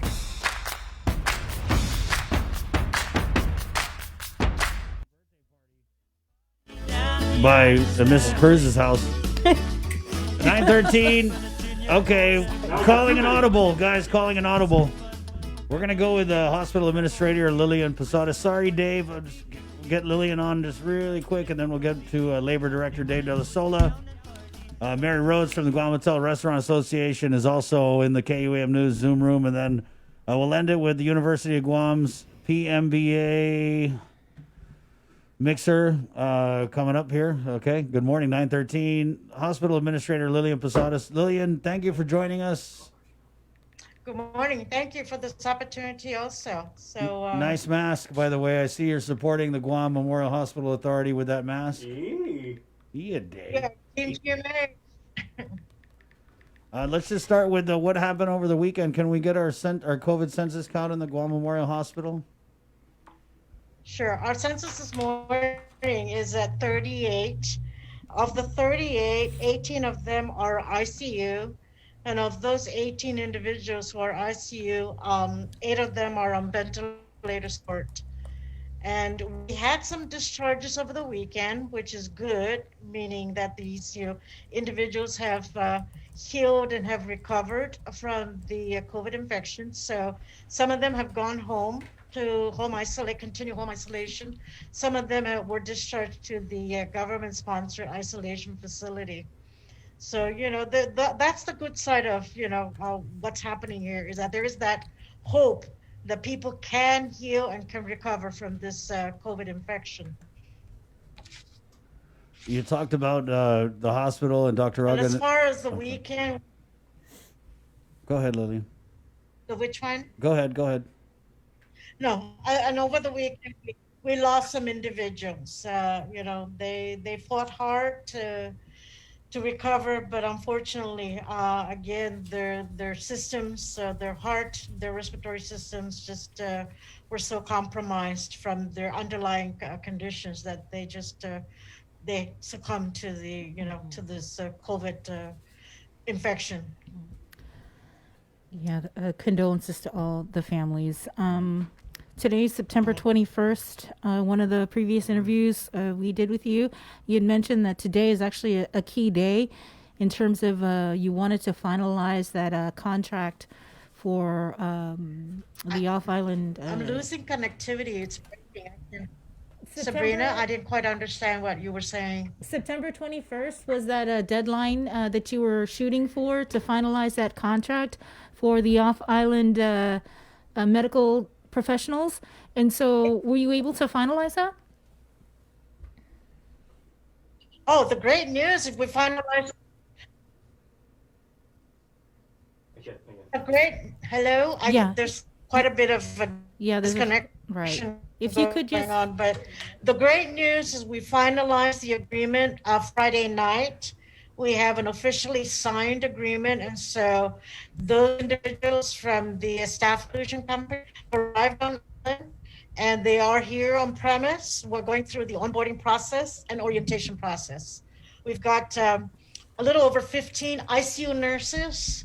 We've got some hemodialysis nurses, some telemetry nurses, and emergency room nurses. We also have 3 respiratory therapists from this staffing solutions. So they're here. The cavalry is here to augment what we have, as far as our own staff, plus the DOD EMAC staff who are here, who are eventually going to be phased out. They'll be leaving the facility. So at least there's no gap. There's no break in any, with the staffing. We've got now the staffing to help us through the rest of this COVID situation. Well, that was quick. You signed the contract Friday, and the team. Did I answer your question? Yeah. So you signed the contract Friday night, and the team's already here. Is that pretty much what you're saying?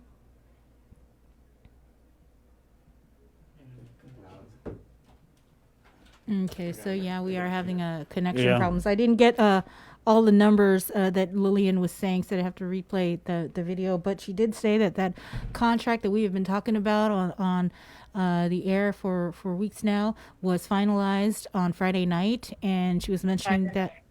I'm sorry? Oh, she's there. Are you there? Friday night it was signed. Yes. Right, signed Friday night, and the team's already been deployed to Guam. Yes. Okay. Mm-hmm. And so as far as the medical team, the DOD team, their term expires on the 30th, I believe, right? So there's no extension to that because we've managed to demonstrate our ability to hire people on a long-term basis. Is that correct? Oh, yes, but we're not hiring them. They're deployed by another agency. They're employees of another agency who will then assign them here. So really that's, part of our long-term plan to make sure that there's that continuity of resources. Mhm. And so, yes, we submitted a request through the governor's office to extend the DOD, but from what we're hearing, it may not be extended, but it will be gradually phased out. Mm-hmm. And do we know any more details other than this gradual phase out? Like how much longer they'll stay and gradually phase out? We don't know. We don't have any definitive dates on that one, other than it ends on the 30th. Okay. Their deployment, them being here for 30 days ends on the 30th of September. And so they may begin phasing out, or they will wait and start on the 30th or the 1st of October. Okay. And in terms of the contract that was finalized, was it still the 117, 115 something an hour for the individuals that are here? It was initially tagged at 195. We negotiated and we brought it down lower. Okay. To how much? About 145. 100 for each one, or is there a difference between whether a nurse or a doctor? Each nurse per hour. What about, is there any doctors? No, we didn't get any doctors in this group. We've asked for intensivists and some doctors, but they weren't able to deploy or to find any of the doctors that will come to Guam. Mm-hmm. So $145 an hour per each nurse that's here. And how long are they going to be here? 8 to 13 weeks is what we agreed. They're here temporary, but we have an agreement. So should we need to continue, getting the staffing from them, we have that option. Are you just looking ahead, though? Are you anticipating that you might need them? Well, depending on our census and depending that, we continue to see numbers of COVID positive in the community. And so, give or take 20% of those individuals in the community are going to probably end up needing hospital care. Hopefully not, that they can manage and isolate themselves and recover without having to be in the hospital. But, we had to be prepared and plan that they may end up needing to come into the hospital. Especially those individuals with multiple health conditions and who are immunocompromised. They may need to be in the hospital. Where's this team from? They come from various parts of the United States, but the company is based in California. Okay. What's the name of the company? New West. New West. NU West. Oh, NU West. And did they have to be tested for COVID before coming to Guam? They were tested before they left their point of departure or wherever they're from. But we are also making sure that they will be tested, so we have a baseline information on their status, because with the travel, who knows, they may have caught it through the flights or at the airport. Right. We're making sure that we have a baseline data on that. And boots are on the ground already as of today at GMH, or? They are boots on the ground. They are here already. We're going through the onboarding process and orientation. Okay. Anything else going on at GMH? Always, every day. Lots of work. Lillian, I wanted to talk about the what you had talked about, the hope, right? People getting discharged over the weekend. We also saw people die from the virus. So where are we? Can you give us your assessment of the status of the Guam Memorial Hospital? Because over the last few weeks, we've been hearing bursting at the seams, teetering on the edge. do we have a little bit of breathing room, or are these patients still so sick that we're not out of the jungle yet? We're not out of the jungle yet, Chris. These individuals are still very sick, critically sick, and so they still need to be on supplemental oxygen. You know, and like Dr. Ogden pointed out, they could be fine 1 minute waving at you and going thumbs up, and then they crash. You know, it just really all depends on their system, you know, how compromised they are and the underlying medical conditions that they have. So we just have to be prepared and plan that, you know, anything can happen. Hopefully not, but, you know, we have to be prepared that anything can happen. With the contract finalized and these additional medical team personnel that are coming to Guam, do you foresee the SIF being opened, or is that still planned? That's the plan. That's the plan. Is we want to make sure that, you know, we can utilize that facility because we were pushing for it. But we're also collaborating with GRMC to see what kind of help we can provide them now that we have some additional resources, because we're trying not to have any non-COVID patients. You know, like the non-COVID ICU, it's going to be over at GRMC.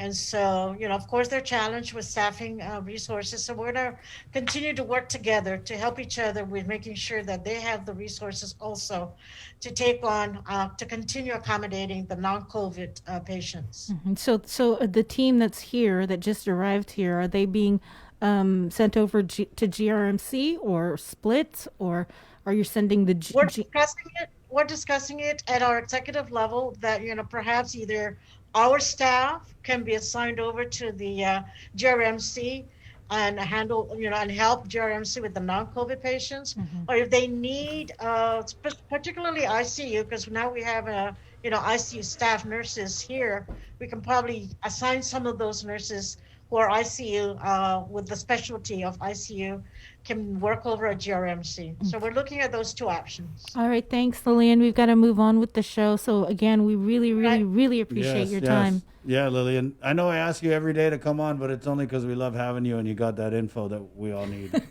Well, but it's also a way to help the community understand what's going on. Thank you. So you're always welcome. Thank you, Lillian.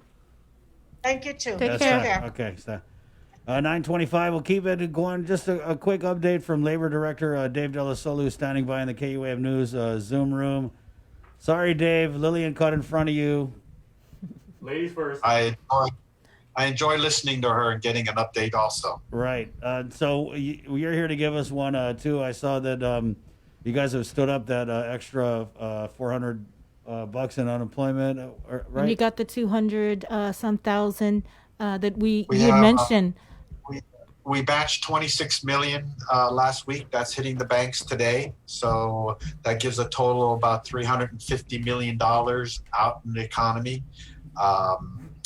We didn't batch this week because of COVID-1. We're so DOA and ourselves are so backlogged because of the spacing that we have to do. And we had like several hundred returned wire transfers that we have to reconcile, that we're trying to get caught up with that.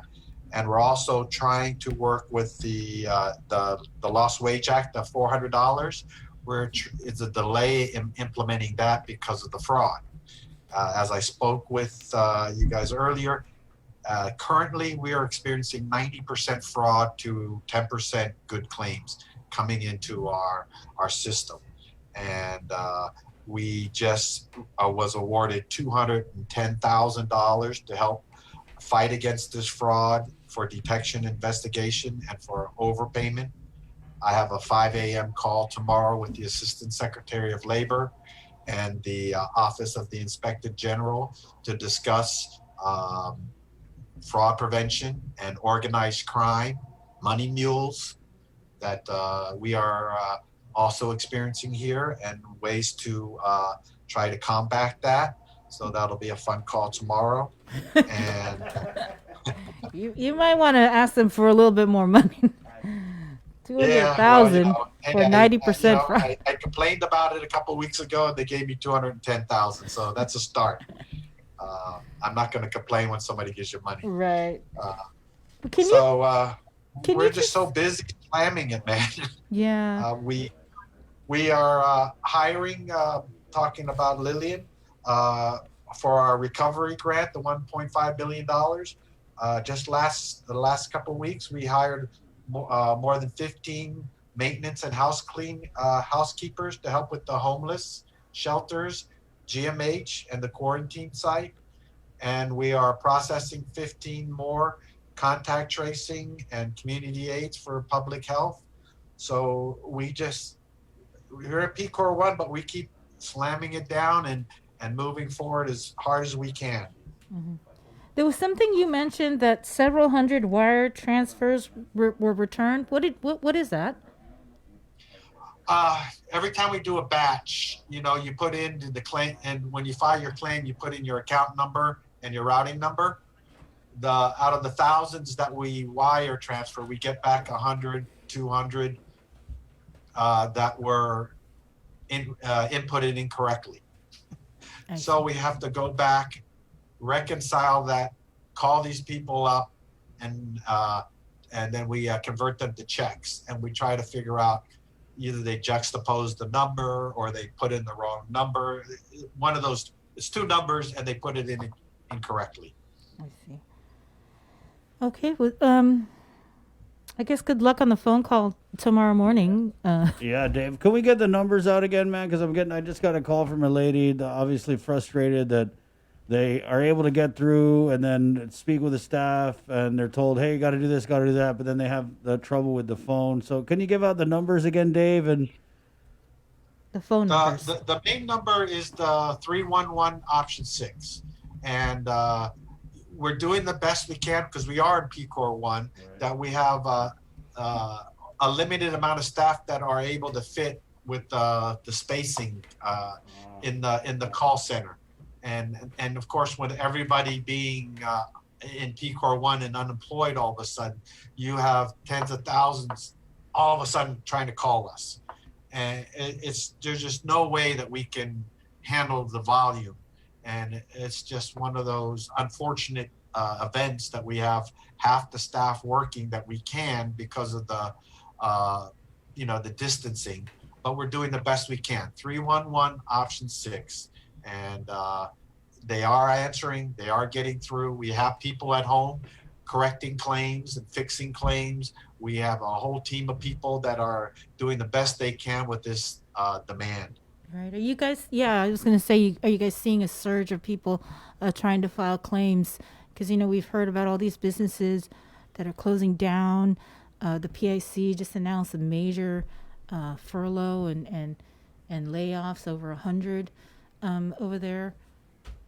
So are you? So yes, we see a major uptick in refilings, and like I said, we're trying to handle all those calls and questions, and trying to get a LWA program out and get these DWG clients out while we're in PCOR 1. So, our workload is tremendous, more than triple because of this PCOR 1, and of course we can only have limited employees come into work because our offices weren't really set up for the distancing and all that, so we kind of had to make makeshift setups so that we keep everybody safe.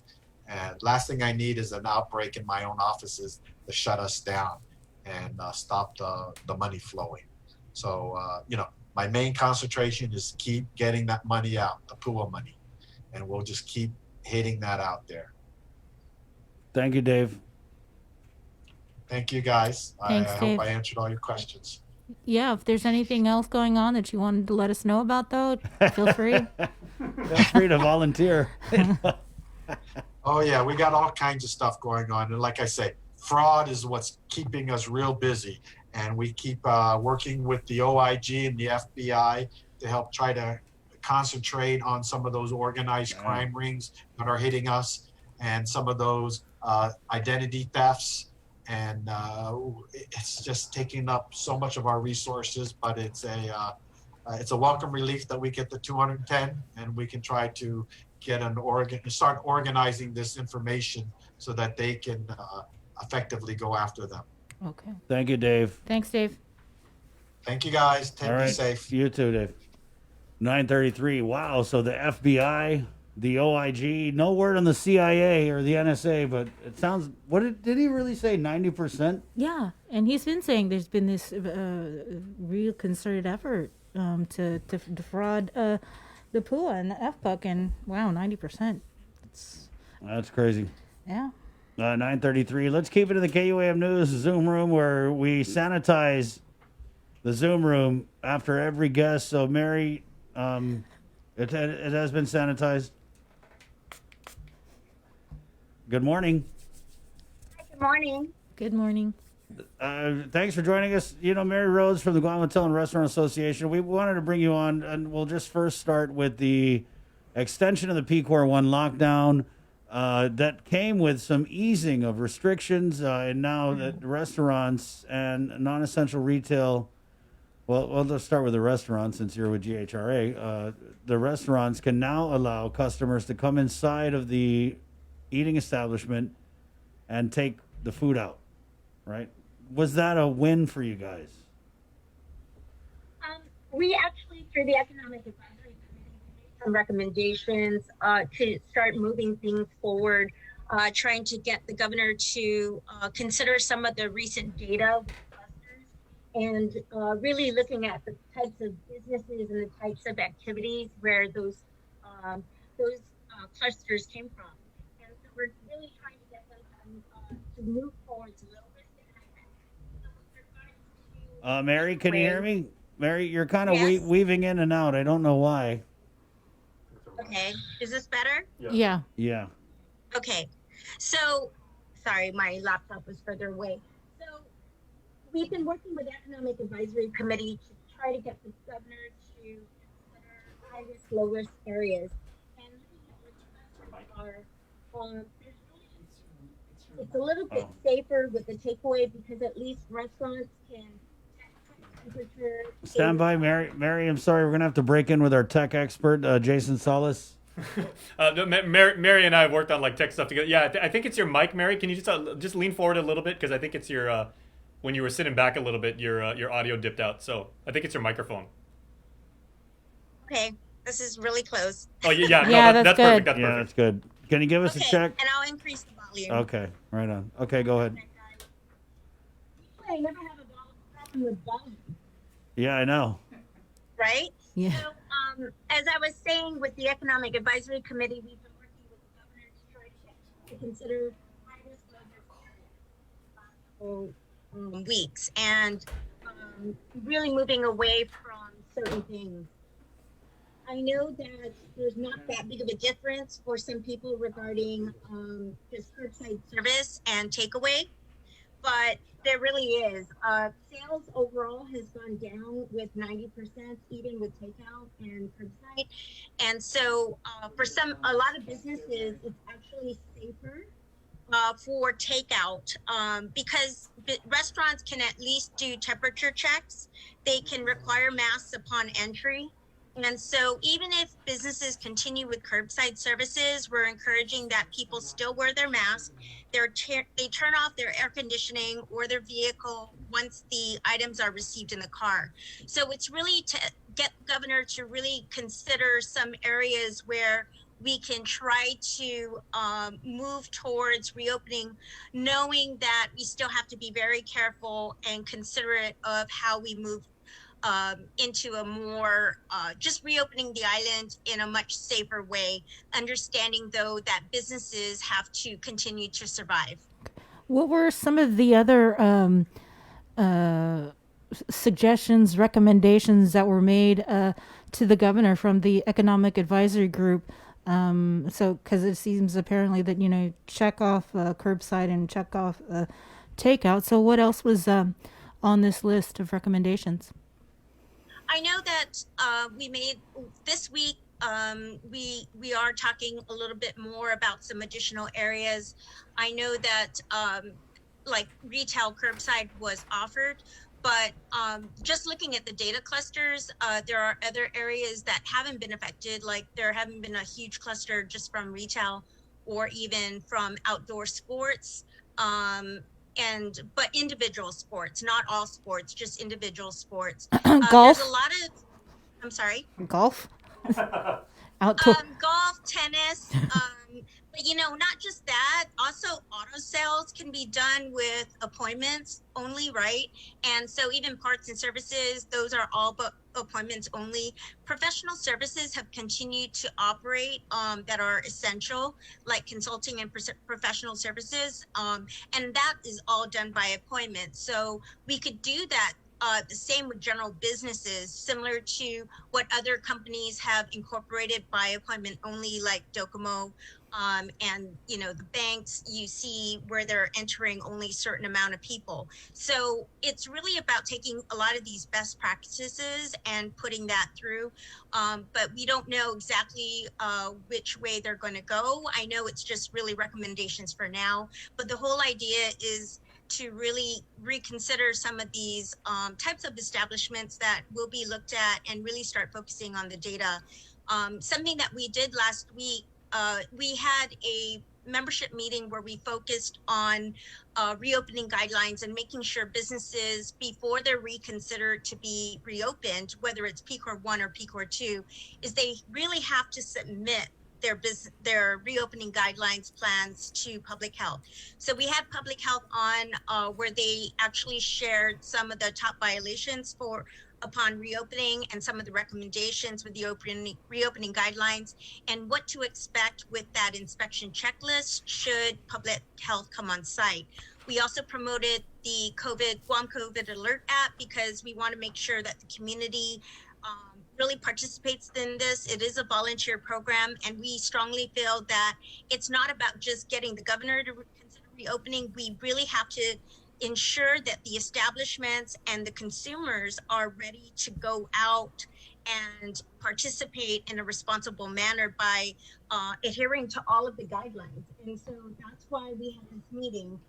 In addition to the COVID Alert app, we also had CHIMA there, the Infectious Disease Control Administrator, where he talked about the importance of contact tracing, but in a manual way. Establishments need to be able to document this and be able to track things from your vendors to where your employees are with their standard shifts, and also how to prepare documentation, especially with incoming guests and transient guests. If you pay the alert app shows some activity in your areas, you would be able to Mary, if you could come closer to your microphone, because you were fading in and out. If you could just stay close to your mic. I wanted to follow up on when we talked early on during this pandemic. You talked about hotels that we were going to see shut down, and that came to pass with the Fiesta, and I think maybe that was another hotel, right? And now we just recently got the news about the PIC, and so a lot of hotels, the tourism industry is really hurting. Have you heard any other closures that are on the horizon? It's a real challenge because, but I hate to make it be about like a very large hotel. That is the largest hotel. Yeah. I think that we've seen closures with small businesses already. And the hotels in general, much like very large employers like United making announcements, right, last month, it's going to come down to that because it's about timing. A lot of these larger businesses, obviously, they're holding out for as long as they can, and they know that it's going to take a while. The challenge is it's not like, even if we reopen the economy, even with our local residents, that type of revenue lost because of tourism not reopening, it makes it harder for our stakeholders such as hotels, airlines, even the golf courses. A lot of these businesses, retailers, truly rely on a larger percentage of the revenue stream to come in from the tourists. And knowing that tourism is going to take us 1 to 2 years to rebound, they have to right size. They have to make those hard decisions because it's going to be extremely challenging. Mm-hmm. And so you mentioned the GHRA met last week, right? How often has the Economic Recovery Panel met since we last spoke with you and Christine? Do you have any updates? We met actually already like they've met 3 times, I think. I'm not on the actual task force. I'm in the working group. So I believe they've met 3 times. I met with them last week as the working group, and I know that we're meeting again this week. So it's really about giving guidance, but at the same time, those recommendations, we really want to start looking at the data again with those clusters. And so we need the cooperation of government working together to provide that data so we can make these informed decisions back to the governor. And the governor her team needs to assess it, right? To make sure that they feel confident enough that these decisions aren't just coming from private sector, that it can be supported within the government. So when they make these decisions, they're not going back and forth on certain things. And I think that's what we want is to see also consistency when we make these decisions, and that it's a way forward so that they are steps towards a full reopening at some point, but done responsibly. So is the working group or the panel, are you guys talking about, I don't know, some sort of program to help these small businesses recover? Yeah, there's a lot that we can do. And some of the things that we've been sharing, I spoke at the GCC conference just the other week, and I know I mentioned this to you guys in my interview last week, is that we need to really look at a program I know Dave was just on. He wrote a grant for $12 million for displaced workers. And I already talked to Dave about GHRA being one of the lead organizations working on this. Because while people are waiting to go back to the workforce, we can certainly do a lot to work with displaced workers and train them so they can cross-train into a new field if in case they need that additional training to get placed where the jobs currently are at. The other thing is for employees is government should consider extending their licenses or their certificates, knowing that they haven't been able to use it in the last 6 months. And then also with employers, I hope that the government will consider extending licenses and permits, not just for 6 months, but really for like a year, because businesses weren't able to utilize it for 6 months, but it's kind of subjective because how many of them were really closed versus open. And I think we should consider extending permits and licenses for a while because it allows businesses to recoup that, especially since BPT is still at 5%. I think that the government is, really looking at also lost revenue overall, but at the same time, you need those businesses, licenses, permits, to maintain in order for businesses to continue to operate. So whatever the government can do to really consider making it easier for the employer and the employee to remain open and to continue working without creating more lines at the government agencies to renew those licenses or permits, if they could just automatically get a renewal for 6 months up to a year, I think that would be really great. While we're still all trying to adjust to everything moving to the right. Mary, let's go back to the data on the clusters. What can you tell us about that? I think there are 2 things. Okay. One is we started looking at the national data, right? Where, from a larger perspective, low risk, high risk areas are. But locally, we haven't received that data yet, and that's what we're asking for, is so that we can receive that data so we can understand that better. But if you look at just even where public health reports from, although they stopped reporting which companies, I think that you can certainly look at industries and within those areas, subsectors, if they don't have the cluster data. But I do know that the cluster data is being looked at, not internally by us, but certainly by public health. But if we could start just putting that in an area where we could all digest it and help make better decisions, I think that would be best. But in the meantime, I think that we already know which ones are low risk areas. And if they can make small movements towards that during PCOR 1 and PCOR 2, I think the small wins right now are really what this economy needs, especially when we hear still stories, right, from Lillian and areas of concern that, we still have a lot of sick people in the community. I think that it's very important about the balance, and everybody keeps talking about how there are other things to consider. And it's only going to get worse if we continue to close and do kind of a full sweep of all businesses rather than focus on the clusters. Okay. You good? Yeah. Thank you, Mary. Yeah, I think just reminding everybody about that Guam COVID Alert app. And then just so you know, UOG did train 85 people the other week with the COVID Alert. I'm sorry, with contact tracing. Right, yeah. And we've reached out to those trainers to get contact tracing classes, certifications here locally for our private sector partners, but also our volunteer groups, all of our vocational groups, because there are a lot of populations who live within places like Sanctuary and places like that. So if we can not only just get it for government, we also need it for volunteer groups, religious groups, as well as private sector. I think the more contact tracers we have, the better for Guam overall, because it'll assist public health do a much more efficient job. And it's really what they need is everybody to partner together so we can support that effort.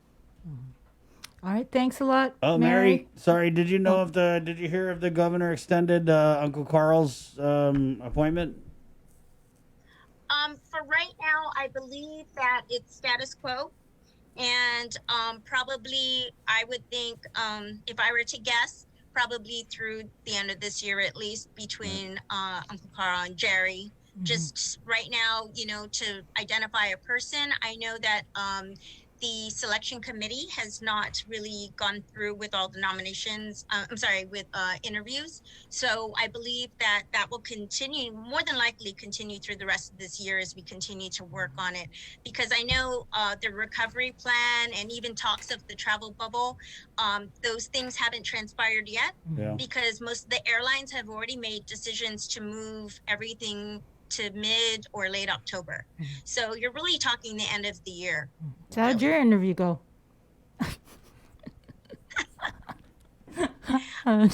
We've had many discussions, but I honestly, I did not submit an application or my resume, just so you know. Mary, honestly, girl, you don't have to.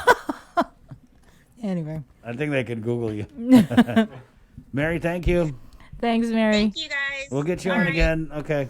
Appreciate it. 9:49. Okay, bye. Bye. Wash your hands. Bye. Just, she's badass.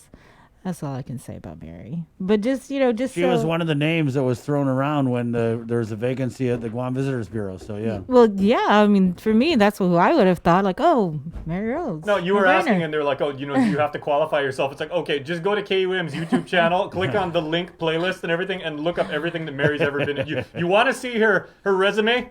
Check that out. Yeah. Put that on your LinkedIn. That's all you need to know. And there was something she was talking about, the Guam COVID Alert app. Just so people know, we are actually working on something special for this weekend, I believe it is, related to the Guam COVID Alert app. So we'll have more details as we go throughout the week, but that's something just to be on your radar that Saturday, KUAM will be working with the Guam Visitors Bureau on a special something.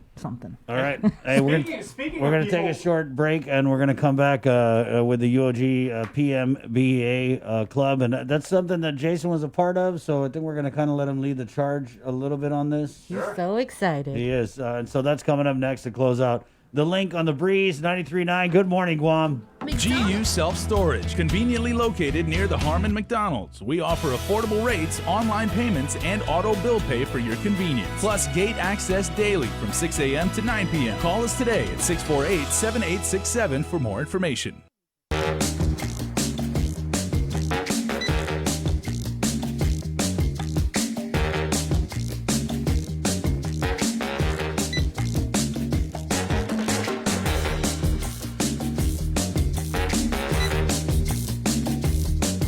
Your life moves quickly, so you need a card that keeps up with you. Tap and go with our contactless debit cards. Just open a checking account at First Hawaiian Bank.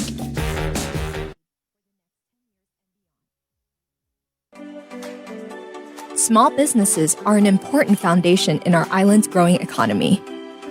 They provide essential goods and services to our community while preserving local traditions and creating new job opportunities. Your responses to the 2020 Census of Guam will help small businesses receive the information they need to thrive for years to come. Respond today. Together, we can make a difference. These are some of the signs that someone is thinking about suicide. Talking about wanting to die, excessive guilt or shame, and feeling like a burden to others. Feeling empty, hopeless, trapped, or having no reason to live. Feeling extremely sad, anxious, agitated, or full of rage with unbearable emotional or physical pain. Other signs include changing behavior, such as making a plan or researching ways to die, withdrawing from friends or saying goodbye, giving away important items or making a will, taking dangerous risks such as driving extremely fast, displaying extreme mood swings, eating or sleeping more or less, and using drugs or alcohol more often. If you or someone you know is showing these warning signs, get help as soon as possible. Call Guam Behavioral Health and Wellness Center's crisis hotline at 647-8833 or 4.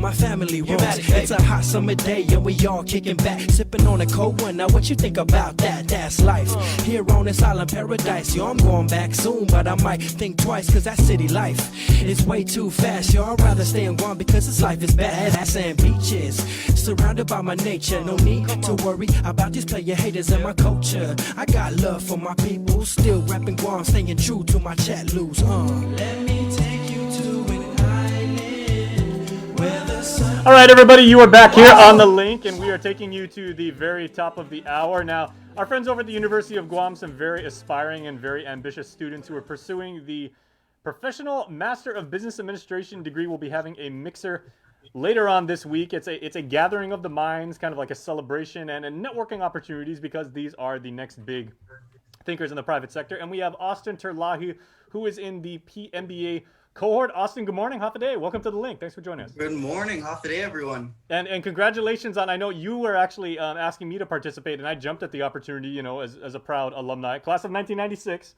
of UOG, and specifically of the College of Business and Public Administration.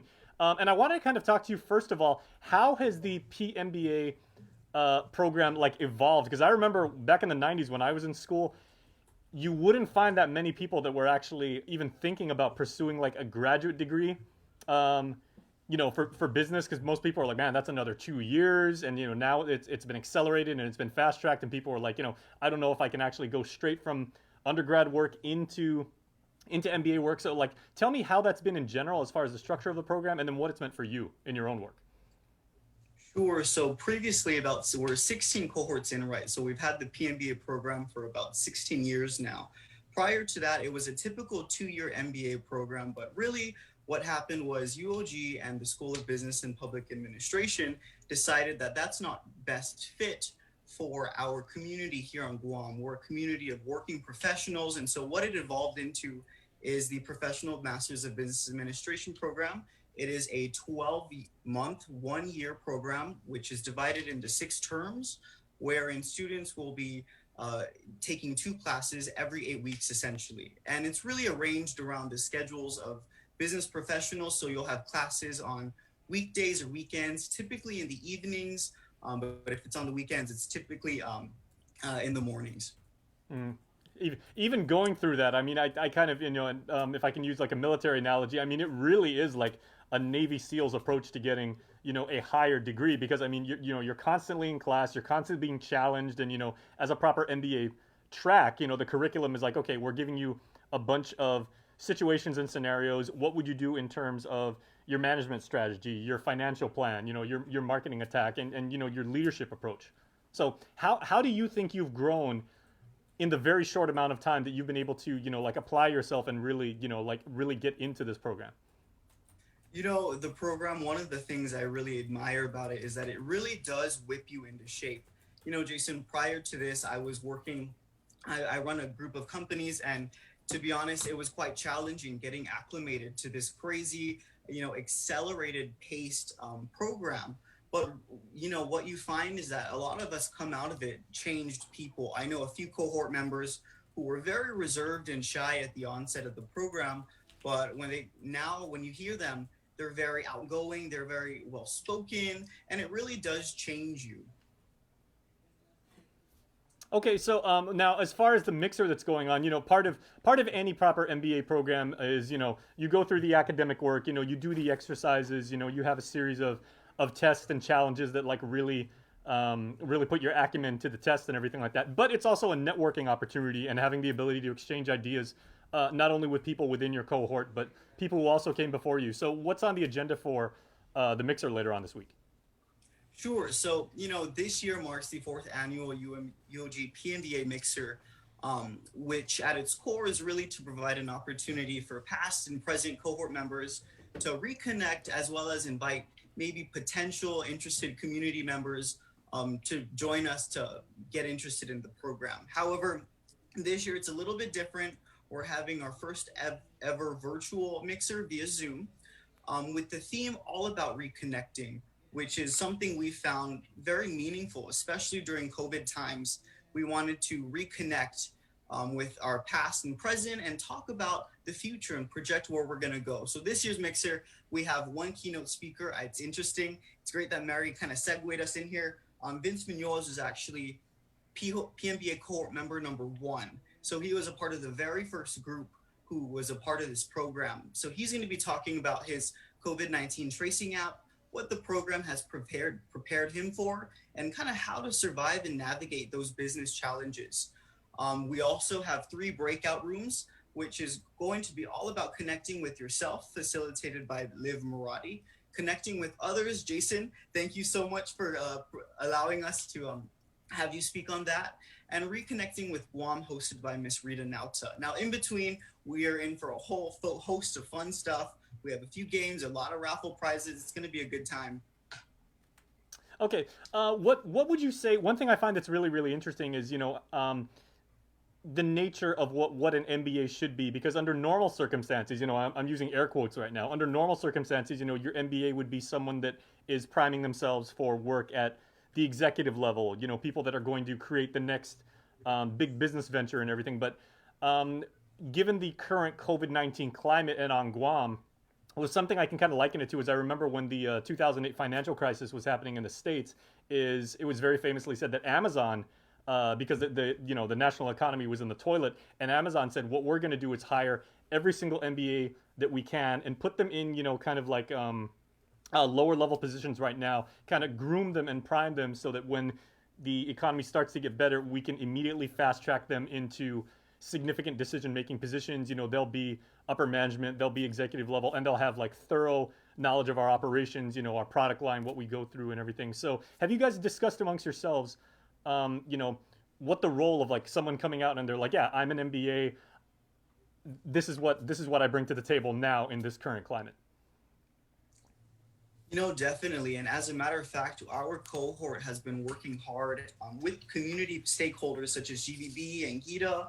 We've always had a role in the community. And so I think the way in which the program is positioned, right, is really for working professionals to get an MBA, but also to add value to the community of Guam. Currently, I can just speak on behalf of our cohort 16. We're working with GVB on developing a very Guam-centric mobile app wherein tourists and locals abroad can learn about authentic Chamorro culture. We've partnered with Guampedia, but that project is still in the pipeline. And so a lot of great things happen because the PMBA program is so uniquely positioned to be a benefit to our community. All right, excellent. Well, membership has its privileges, like they said, and you know, for people that actually did go through you know, the crucible, and they put in the work, and they did the studies, and you know, they did everything to achieve an MBA. Certainly, there was a lot to take away, and these are, you know, the next great leadership minds that are hopefully going to not only get us through this current environment we're in, but you know, take us to the next level when we're on the other side. So you know, we greatly appreciate what you and your colleagues have done, and good luck. And personally, I'm really looking forward to interacting with you guys and being able to kind of share some of what we do here at KUM and you know, what we've been able to learn. And I can't wait to see the PMBA program like blow up to even a bigger scale than what it is. I mean, I want to see MBAs all over the place. I mean, every company needs several MBAs. They're an invaluable resource. There we go. And the PMBA program is definitely one I would recommend to anyone who's willing to, you know, advance their career or even think differently. The program is really great. And Jason, thanks again so much for speaking. We look forward to having you. Okay, well, awesome. We're gonna let you get back to running like your 9,000 companies and all the other ventures that you're in the middle of. Because I like it when you said, yeah, I'm running companies, emphasizing the plural, but you're involved in a great many things, and you know, you are a very valuable resource to our island economy too. So you know, hats off to you. Thank you so much, Jason. Have a great day, everyone. All right, likewise. Thank you, Austin. Thank you. All right, that was Austin Terlahi talking about the 4th annual UOG PMBA Alumni Mixer Virtual Edition. Did the two of you have a nice break? Did you guys take a breather? It was really just Jason mostly talking about. Yeah, here we go. Right. No, it's good. You're bringing the experts. You're like a subject matter expert. All right. Go ahead. I'm speechless. Right? Yeah. Okay. No. You're speaking this weekend. There was a lot of speaking going on in our WhatsApp chat. I saw that. Yeah. So again, that is happening September 25th, 6 to 8 p.m. It's a Zoom, virtual edition. Vince Munoz will be the keynote speaker, and they'll have breakout sessions. Jason will be speaking at one of them. So good on you. Just trying to talk about, you know, and my particular track is just, you know, dealing with how we're connecting to people when the fact that we can't meet face to face. You know, a lot of people come into that and they're like, oh, you know, it's not real, it's artificial. That doesn't mean it's inferior.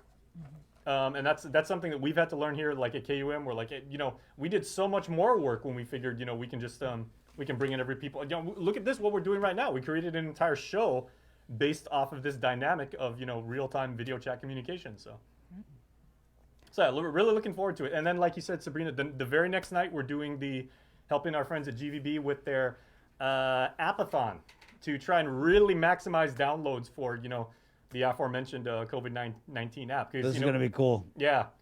The more value that app takes on is the more number of people that actually run it. So, I mean, it's a direct correlation between the number of people that have it installed and how valuable it is to our community. Let's go, the South. We got to win this, South. Yeah. Okay, Jay, thanks. Anything else, bro? You good? Right on. Jason Solis. What's for breakfast? That's my man, Jason Solis, right there. All right. In closing, Bree, 10:05. Good job today. Good job, Christopher. Anything What? you wanted? Any wrap up from the show? You want to? No, just my condolences to all the families that have lost a loved one, and thank you to all the frontliners. And you know, we wish everyone well that's actively fighting fighting COVID. And everybody just please, you know, we're still under a lockdown. Stay home. Wear your mask if you have to go out. Simple as that. Thank you. 10:06 again to our sponsors, First Hawaiian Bank, Cavo Enterprises, and IT&E. This has been another one episode of The Link. Good job, Joe, sir. Jason Solis, Master Control, Ken Janier, and remember, we got your 6, the KUAM primetime broadcast. I'll leave you with this, guys. This one here from Micronation. It's in case you didn't know, 10:06 on the show tomorrow. Heads up, we are going to get the surgeon cell from the Guam National Guard, including Dr. Mike Cruz. That's a Gupa Esta. What? Oh, I'm excited about that.